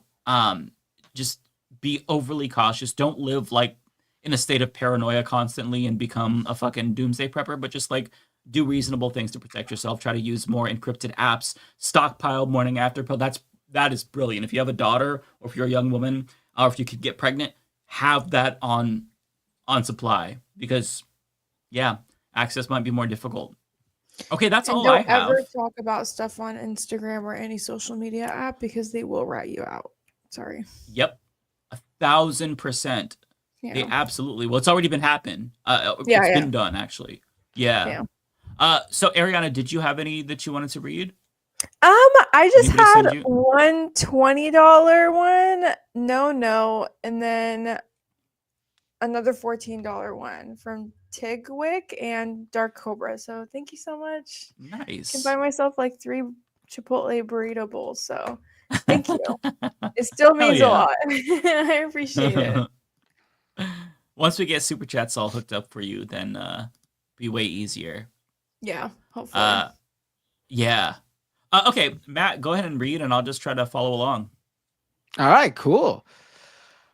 Radio Friendly Box with a super chat. We are the 7th member. Yeah. I mean, you guys are. The audience is the 7th member. I mean, you were the 6th member, but then Ariana came along and bumped you guys down to 7th.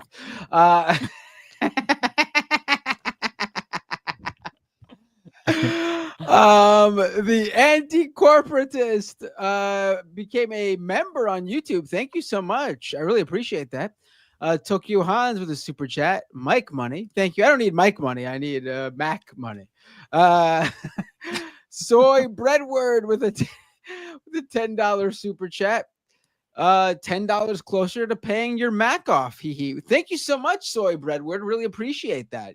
For anyone who missed out, the reason there's been no technical difficulties on my end of this episode is because I just upgraded to the new Mac Mini M4, and it's going a lot better than it ever went before in terms of how smooth everything is running. So a big upgrade here, a big downgrade to my wallet. And Angelin de Bagashagi with a super chat. Sarah McBride has caved and said she won't fight the rule change. Yeah, we've been talking about that. Mike said it best. Parker with a super chat. Help Ariana get monetized. Check out her channel. Yes, folks, definitely do. Ariana, what's your YouTube? Let's name drop it again. What's your YouTube channel username? It's just Ariana Jasmine. I'll send you a link right now. I'm monetized on YouTube for some reason. It just doesn't give me that super tab option. So that's weird. Oh, really? I don't know what's going on, but the tab I would say doesn't show up for me. Talk to the YouTube people. You can like chat with one of the customer service reps. They might be able to just turn it on for you. Okay, cool. Yeah, I'm definitely gonna do that. But definitely subscribe because I'm still like beefing up my YouTube channel. I have YouTube dreams, so go subscribe. She's got big plans. Yeah. Yeah, I had those. I've had those same big plans for TikTok and Instagram, and I've never do them. I know all about. If you need help, let me know. Yeah. All right. Yeah. I like to think I know some things about Instagram. Oh, I would say you do. Absolutely. I'm not gonna no doubt about that. I figured out every app at YouTube, so y'all got that covered. I cannot figure No, out I don't have. They have that covered. I'm the ones I'm big on. I'm are the still ones learning where myself. It's just text, no video. I mean, you can upload video, but that's not what they're. Twitter, Blue Sky, yeah.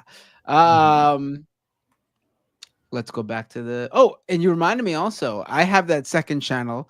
Please follow that one so I can get that one monetized, so I can stream Fortnite on there.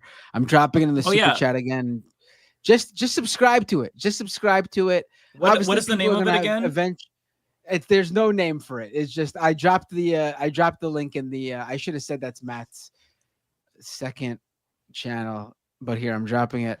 It's just literally called Matt Binder's second channel. I'm gonna give it a name. I just haven't spent the time You're on so it. creative. When you search, I know. When you search Matt's second channel, there's like a different channel with 700 subscribers and like a jet. That's not me. I wish. Okay.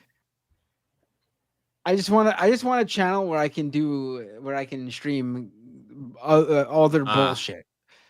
Because I would just do it on. I think it's lame to start a second channel when your main channel isn't that big.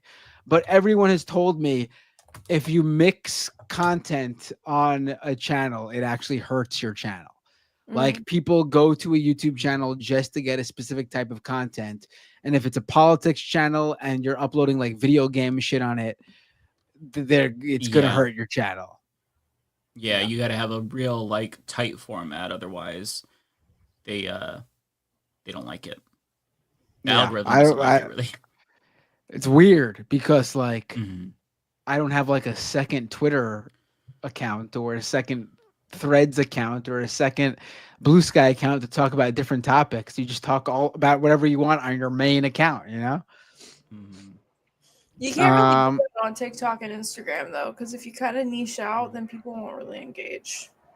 Yeah. So you can't. So wait, are you saying that people like an array of content on there, or No, the you same have thing to as be niched. So for example, Yeah. I do like political content. If I were to post like a reel of me hiking or something, it does terrible. It flops. It has to be like relative to your niche for sure. You gotta just gotta be that one person. Yeah. You gotta be a one-dimensional. Gotta stay in that lane. Yeah. Yep. Ugh, I don't like that. But you do what you gotta do. Yeah. Let's go back to the super chat. Tunbosin with the super chat. Congratulations, Ariana. Here's your inaugural donation to the Leftist Mafia. I appreciate sending me that inaugural donation. I will be keeping it. Ginger Eds. I think that's what Ginger Eds, or I think that's what it is. Ginger Eds. With a super chat. Please talk about tomorrow's House vote to eliminate nonprofits. We all need to call our reps. See the ACLU website. All podcasters should be screaming. Yes, they're doing this vote again, I heard. It is. Let me see where the ACLU has. It is unbelievable that there are Democrats who are voting for this. Democrats who call Trump a fascist, by the way, trying to give him this power. It basically gives the next president power to basically call any nonprofit group a terrorist organization and then ban them from their tax exempt status. It'd be a death thus sentence eventually killing the nonprofit. Yeah. It's fucking country, I swear to God.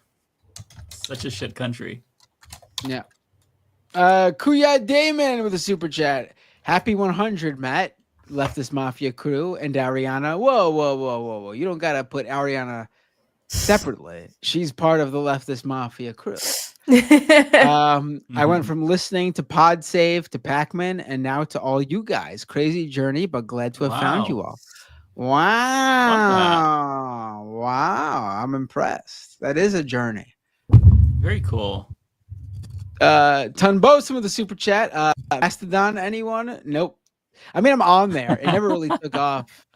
It never really took off because it has a bad user interface. But I looked at it and I'm like, nope. Techie people and developers like it. I'm on there, but it's not, it is what it is. Tunbosin with another super chat. Orange spray tan president cries he's being oppressed by BIPOC. Sources state lack of melanin to the cause of tears. And Tunbosin also says, Mike. Tunbosin's got a lot of super. Tunbosin's been dropping super chats all over the place today. There we go. Tunbosin also says, Mike, look up Chunibyo syndrome. Love though. I don't know what that is. I'll do it right now. Maybe, oh boy. Yeah. I'll do God. it. Just a...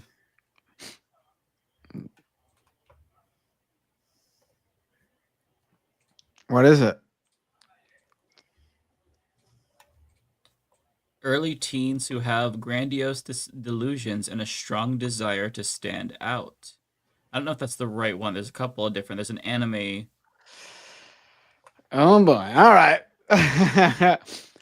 A85 Ramos with a super chat. Motherfuckers, I'm 30 minutes into the beginning of the episode and you still haven't properly introduced our new host. I want to know who Ariana who was that? is. I'm sorry. A85 Ramos. A85. Okay. And by the way, it's an anime. It's an anime. It's not a syndrome. I read it's it's called Love, Chunibyo, and Other Delusions. Okay. Okay, I'll check that out. I'm sorry, I misunderstood that. I didn't even realize we didn't do this. We didn't let Ariana introduce herself. She's been on the show before as a guest. Mm-hmm. So I we already had rapport and felt like we knew her. Yeah. I assumed that everyone watching tonight has watched all 100 episodes of the Leftist Mafia in full. It's okay. It happens. Also, she's been on. We've definitely talked. She's been on more than once. I feel like at least twice before today. Yeah. Lance did ask me to come on during the DNC when I was with the Uncommitted, but I unfortunately saw the message too late because it was such a shit show. So it could have been 3 times, but I saw the message way too late. Right. And this is not a super chat, but Retoriku on Twitch says, should I have not started with this episode? LOL. Oh no, listen, you can't miss a single episode. You have to go back to episode 1 and watch them all. Otherwise, you don't in chronological order. You don't get the story. You don't know what's going on. You don't get the canon of. We all have gone through different character arcs. You have to see why they think that I hate old people. Right. There's all these different things that you miss. The inside jokes.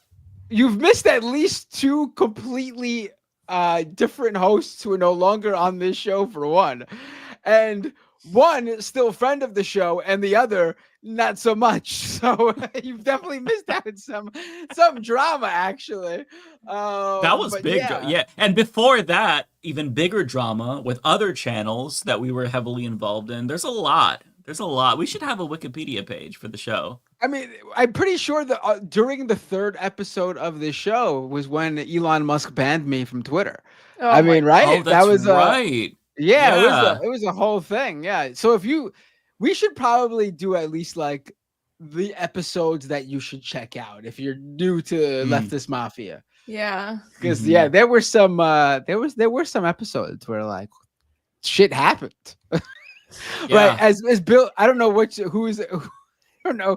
whose chat this is in, but Bill Hamilton says, some characters have died.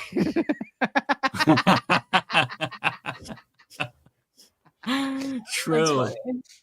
Right. There's been some swerves. I mean, there's been some real swerves. People have unexpectedly died on this show. That's funny.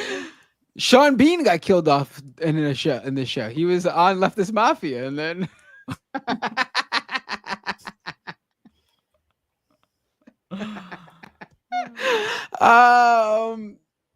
all right, let's go back to the super chats. Tunbosin's gone wild today with the super chats. Wow, buddy. Bro, is Gen Z racist? Ask the resident Gen Zer.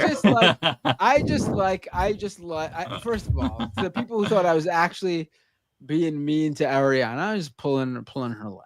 And also knocking Gen Z, because that's fun to do. Tunbosin with another super chat. Happy birthday, David. Remember to thank Binder. Oh, I'll tell David that you did that. Argonian Bum with a super chat. Now it's time for a bit of the old. Oh shit! Someone realized my shirt. Okay, cool. Now it's time for a bit of the old ultra violence. Right. It's lower class brats. It's a song. It's from a band that I'm wearing. I thought they were just calling Bernice. for a violent revolution. Right. Bernice Anders with a super chat. Happy 100. Also, the cusp years are zillennials. Listen. It's I get that there are people on the brink of the different generations that feel like you are a part of another one. I get it. But for me, if you're born within those years, you are technically what those years contain. It's it is what it is. What's wrong with being a millennial, Ariana? I don't get it. What's the big deal? What's the big deal? There's nothing wrong. I just don't identify. Like, I don't feel like I'm a millennial, you know? Oh, okay. All right. You know? What would make you feel like you're a millennial? If I still used Facebook. I don't even think of millennials when I think of Facebook. I think of boomers when I think of Facebook. Okay, yeah, I get it. I think millennials just like have a certain vibe that I feel like I don't have. Like, for example, I'm very into the good vibe, like the TikTok sounds and like the trends online because I'm terminally online, like things like that. That like I just feel like millennials don't really care to follow. What are you talking about? Millennials were the first internet. We're the first internet generation. That doesn't make any sense. Well, that's why our sense of humor is so different, though, because we have like a certain like, oh, well, I'm so random, like that type of like sense of humor, whereas Zoomers have a different sense of humor because they've existed on a different area of the internet than we have. So it's like it's a cultural difference too. But I besides do feel like just a like the age. both. Like you Yeah. know, I'm right at that point of like the middle cutoff where I would agree if someone called me zillennial, but millennial, I'm like, I don't know about that. Yeah. You could be the ambassador to bring the two generations together. Oh and heal God, the divide. I don't know if I can heal the Gen Z white red-pilled boys. That's a whole. That's a different fucking beast. That's a whole. No, I mean, see, if you're gonna identify as Gen Z, you gotta claim the whole thing. You can't just be like, oh no, I don't. Not the bad Gen Z stuff. I said I can't save them. I didn't say I don't claim them. Oh, okay, all right. I can save them. You know. All right. I'm just saying, millennials, the new greatest generation. That's just what we are. Yeah. We're the ones that didn't get more conservative as time went on, like boomers and Gen X. I'm so proud of.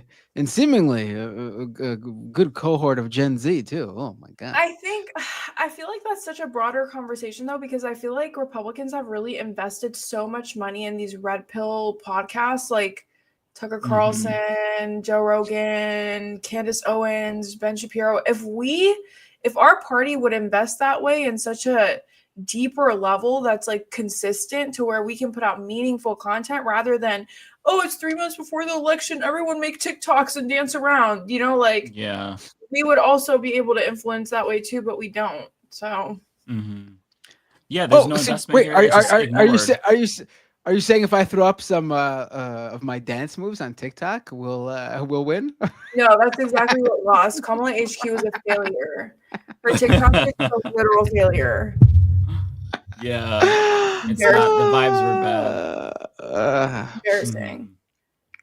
You know, when Marcellus Williams was getting put for execution, a lot of people were spamming her TikTok page, and they were like, Marcellus Williams, can you say something, do something? And like her page actually blocked his name completely. What? God, they're so out of touch. Yeah, it was a whole thing. Jesus.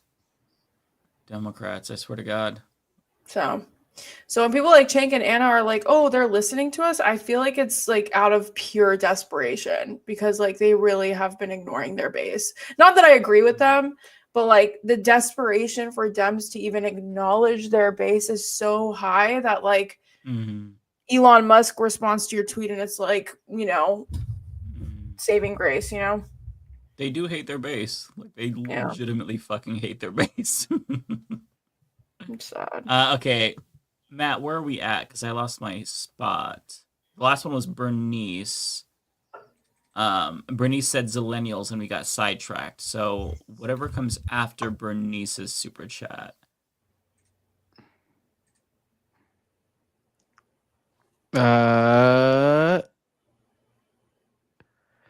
Oh, wait, did I read Bernice's super chat? Yes, I did, right? Yes. Yeah. T-Types with a $10 super chat. There we go. Uh-oh, my YouTube. Hold on. Give me a second. I had to refresh the page because it got where is it? All right, T-Types with a super chat. Happy birthday, David. Oh shit, I gave this to Matt. Matt, you owe David some tacos. I will be buying myself tacos. Donnie Nunn with a super chat. What's up with Biden approving long-range missiles into Russia and nuclear war? I don't know. This dude's on his way out, and he's like, "Fuck it, let's stir some shit up." I don't fucking know what this administration's doing anymore. What a horrible fucking administration. Seriously. The Biden administration will go down as one of the worst. Yeah. Tokyo Hans with a super chat. Super excited to add Ariana to the panel. She has great insights to things happening in the Middle East. Amazing addition, and looking forward to the next 100. Thank you. I agree. Yeah. Carrie Shaw with a $20 super chat. Wow, thank you, Carrie. Happy 100th shows. I appreciate that. Jay Star with a super chat. Don't agree with Matt writing in Mitch McConnell for every local government position, but still love his content. I will continue to write in Mitch McConnell because I think he should be everything. I don't know where that came from. I've never written in Mitch McConnell in my life. I was gonna say, did you actually did? No, I don't know what that was about. It's very random. Themek with a super chat. As a straight, you're all pretty. I appreciate that. Well, thank you. Transgo 420 with a super chat. Wait, what happened to Illuminati? JK. Oh boy. Guamu with a super chat. Today's Mexico's leftist Congress voted to disappear the autonomous government transparency agency that was heavily used in the past by journalists to uncover corruption cases. Nothing to see here. I have to look more into this. So this is not something I'm aware of. But thank you for letting me know. I will have to look into it. Angelin de Bagashagi with a super chat. By Trump being the next FDR, they mean he will put Americans in camps. Ooh. Tokyo Hans with a super chat. Called the second channel the Matrix. No. Celeste with a super. No, I don't like that. Celeste with I a like super it. chat. I don't like it. Oh boy, I guess that's that Gen Z humor. Hey.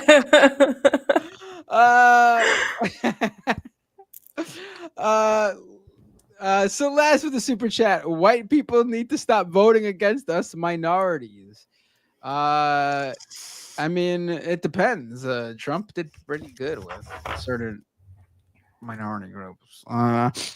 Omega with a super chat. Shout out to one of the best. Wait, hold on. Shout out to one of the best out here, Ariana. Oh, you Thank see that, you. Ariana? One of the best. Kowalski with a super chat. The rich go to their bunkers. I'm welding them in. Oh, Hell I like yeah. that. I love that. Tokyo Hans. The original leftist mafia members were John, Paul, George, and Pete, last of which got switched with Ringo. And after 100 episodes, we got to this iteration. Right. All right. Yeah. A boggled Canuck with a super chat. Come on, Matt. Generations are arbitrary. It's more about vibe. A great 100th show. Congrats. Welcome, Ariana. Thank you. I you. technically do, obviously, for the most part, agree that it's not like completely like a hard stop. Like this is what you are, and you obviously there are good boomers, good Gen Xers, good. Is the silent generation still around? Is the greatest generation? I always forget which comes first. They're all gone. Greatest generation are people. Yeah, just boomers. People born. Greatest generation of people born between 1901 and 1927. And then they're not so here anymore. I guess the silent generation is the one right after that, right?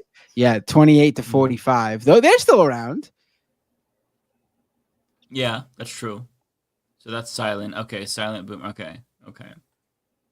I mean, Not there's so probably silent, some there's probably some greatest generation folks still around. I mean, you'd be like what, 96, 97, but you'd be around. Yeah. I mean, Jimmy Carter's the greatest generation, seems like. Yeah. But you know, still around. There are also obviously trends going on that does fit in sort of a generational cohort. Like it is absolutely 100% that Gen X is now more conservative than baby boomers. Trump actually turned a good portion of, obviously not the majority, but a decent portion of boomers off of conservatives, at least when they vote. I mean, one of the reasons that Ann Seltzer poll in Iowa was so wrong was probably because she was calling a bunch of old white people in Iowa for the poll, and they were like, I'm not voting for Trump, because a lot of older baby boomers were like, white baby boomers were like, I hate Donald Trump. And they actually went more, they're not leftists, but they voted in that way. They voted against Trump. They voted for Kamala. I love how Ann is Gen like straight X. up shutting down her whole polling situation, though. She's like, "I'm done, peace out," and now Trump wants to jail her. I mean, shit. that's it's what so happened. Funny. But that's totally what happened. Like, if you look at how baby boomers voted, they I think it was like a percentage point or two more voted for Kamala. Actually, like they were, but Gen X just turned out for Trump. It was like so disproportionate. Gen X went full blown Trump. It's just, again, obviously not everybody, because it was still a decent, but it is what it is. Yeah. I did get a couple more super chats. I got one from Dell. Thank you, Dell, for the 5. 2020 people, we're dying, Dems. Let's go back. 2024 people, we're in pain, Dems. Feel the joy. Yeah. Medicare for all equals all voters for you. Yeah, I mean, if they ran on Medicare for all, I think they would be unstoppable. Would the Republicans fearmonger? Of course they would. They would call it socialism and fearmonger about abolishing private insurance. But if they just believed in something and explained it and didn't resort to talking points and fucking scripted lines, I think they would be doing much better. But the problem is nowadays, even if they were to be much more populist, as people want to say, people just don't believe them. Kamala had some great policies, but I don't think that excited the base as much as they wanted, because nobody believes that she's going to follow through. Biden ran on a public option, never brought it up again. So, these things are nice. And it's nice, it's good to run on them, but at the end of the day, I don't think that your base is going to be excited to turn out if they just don't trust that you're actually going to fight for these things. I mean, Biden was talking about the fucking parliamentarian. What? Never bring up the parliamentarian as an excuse to not do something. That's insane. Jon Stewart talked about that this week, and he made a great point. You need to deliver. Okay, Kowalski, thank you for the 240. The night is darkest just before the nukes go off. Very bleak. Asa, thank you for the $2. Generations should be separated by school years. Yeah. One more here came in. 2 more came in for you. One from Tokyo Hans, one from Kowalski. Oh, Tokyo Hans, the super chat. Only the youth of Pelosi's generation can save us. I mean, what generation is Pelosi again? How old is she? What is she? Is she greatest? She's about silent 83, something like that. So she's silent generation. I mean, those are the folks who seems be pretty progressive in terms of for their time, right? These are the is this the group that fought in World War II, right? No, yeah, I think so, right? I don't know. I have no idea. No, Greatest Generation I'm fought trying in to do the World War math. II. Okay. Yeah. Okay. I'm Yeah, trying to to think do of the the math in my people. head. I'm trying to think of the people who were of voting age during FDR's. During FDR. That's not. I can't imagine baby boomers and Gen X voting for an FDR nowadays. Celeste with a super chat. I'm for real. I'm for real. Stop talking in general, y'all. It's about whites. Kowalski with a super chat. Carter will not die until after Trump in 8 months. Oh, there are people who think Trump is looking really bad right now and he's not going to make it through his terms. Like, he's from natural causes, not to obviously. Nah, evil people live so long. I think he's got another like 10 years in him at least. Yeah. Yeah. Well, yeah, that's usually how it is. Oh, wait, I got on Twitch really quick. Robot Monkey Cat resubscribed for 24 months at tier 1. Wow, they've been subscribed for 36 months. Holy sh! I just renewed my health insurance via healthcare.gov for perhaps the last time. Happy 100th. I hope we're not all doomed. Oh, well, Same. Yeah. Skip Teasy cheered 100 bits. What do you guys think of a leftist movement based on FDR's second Bill of Rights? I mean, I can't even. I can't even think right now about anything like that. I can't think like that right now. I mean, I think any sort of we got to just figure out what's going on right now. Honestly, I'm worried about surviving at the moment. Like, I'm baffled by the people who are thinking, like, who's going to be the Dem candidate for the primary in 4 years from now? Like, for 4 years? Are you fucking kidding me? I mean, I'm worried about what's happening tomorrow, 4 years from now. Yeah. Take Tara's advice. While you have health insurance, get your vaccines up to date. And if you're going to think electorally even like that, why the fuck are you thinking 4 years from now? There's going to be a super important election in 2 years at the federal level. But if you're in New York City, for at least, it was a super important election next year with the fucking mayoral race. Hmm. Like, I'm not thinking these next 2 years, I'm not thinking about elections. I'm thinking about, like, what can Trump do when he has the fucking quad fectra. He's got both chambers of Congress. They've got the Supreme Court. I'm just fighting that as much as I can is going to be on my mind. I mean, these 2 years are going to be the most consequential ones. Like, after the first 2 years, it's going to be full on. Like, they're gonna like transform into like primary mode for the next election season, and it's going to become sort of and depending on what happens during the midterms. But these 2 fucking years, this should be where the full attention is right now. I mean, thinking 4 years from now is crazy talk. Yeah. Kowalski just chimed in saying, "I thank you, Kowalski. We will be fine. It'll all work out. Evil still dies." That's true. Evil does still die. That's it. That's true. That's a good We're just gonna go through it. Yeah. Buckle up, buckaroos. Oh man. Did you have any new donations that came in, Ariana, or anything from Twitch you wanted to read out? Not really. Nothing from Twitch. Lance did raid me, so I appreciate Lance for that when he hopped off. But no, they've just been chilling and talking to each other, so nothing on my end. Well, that's pretty much the show. Do we want to raid anybody on Twitch? Awesome. Got any recommendations, Ariana? I was gonna raid Vio. She was one of the 4 Middle Eastern content creators that got banned from Ethan's Wrath. Oh, really? Yeah. Let's do that. God, I hate Ethan Klein. Wait, who is she? Her Name? Her name is Vio, VIO. She's doing a subathon, I'm assuming, to like make back money from the month that she lost. Also, she didn't even do anything. She literally did one more time. I'm sorry. VIO, Vio. VIO. None of them did anything. I'm so fucking mad at Ethan Klein. I used to be a huge fan Oh my god, I fucking hate him. What a piece of shit.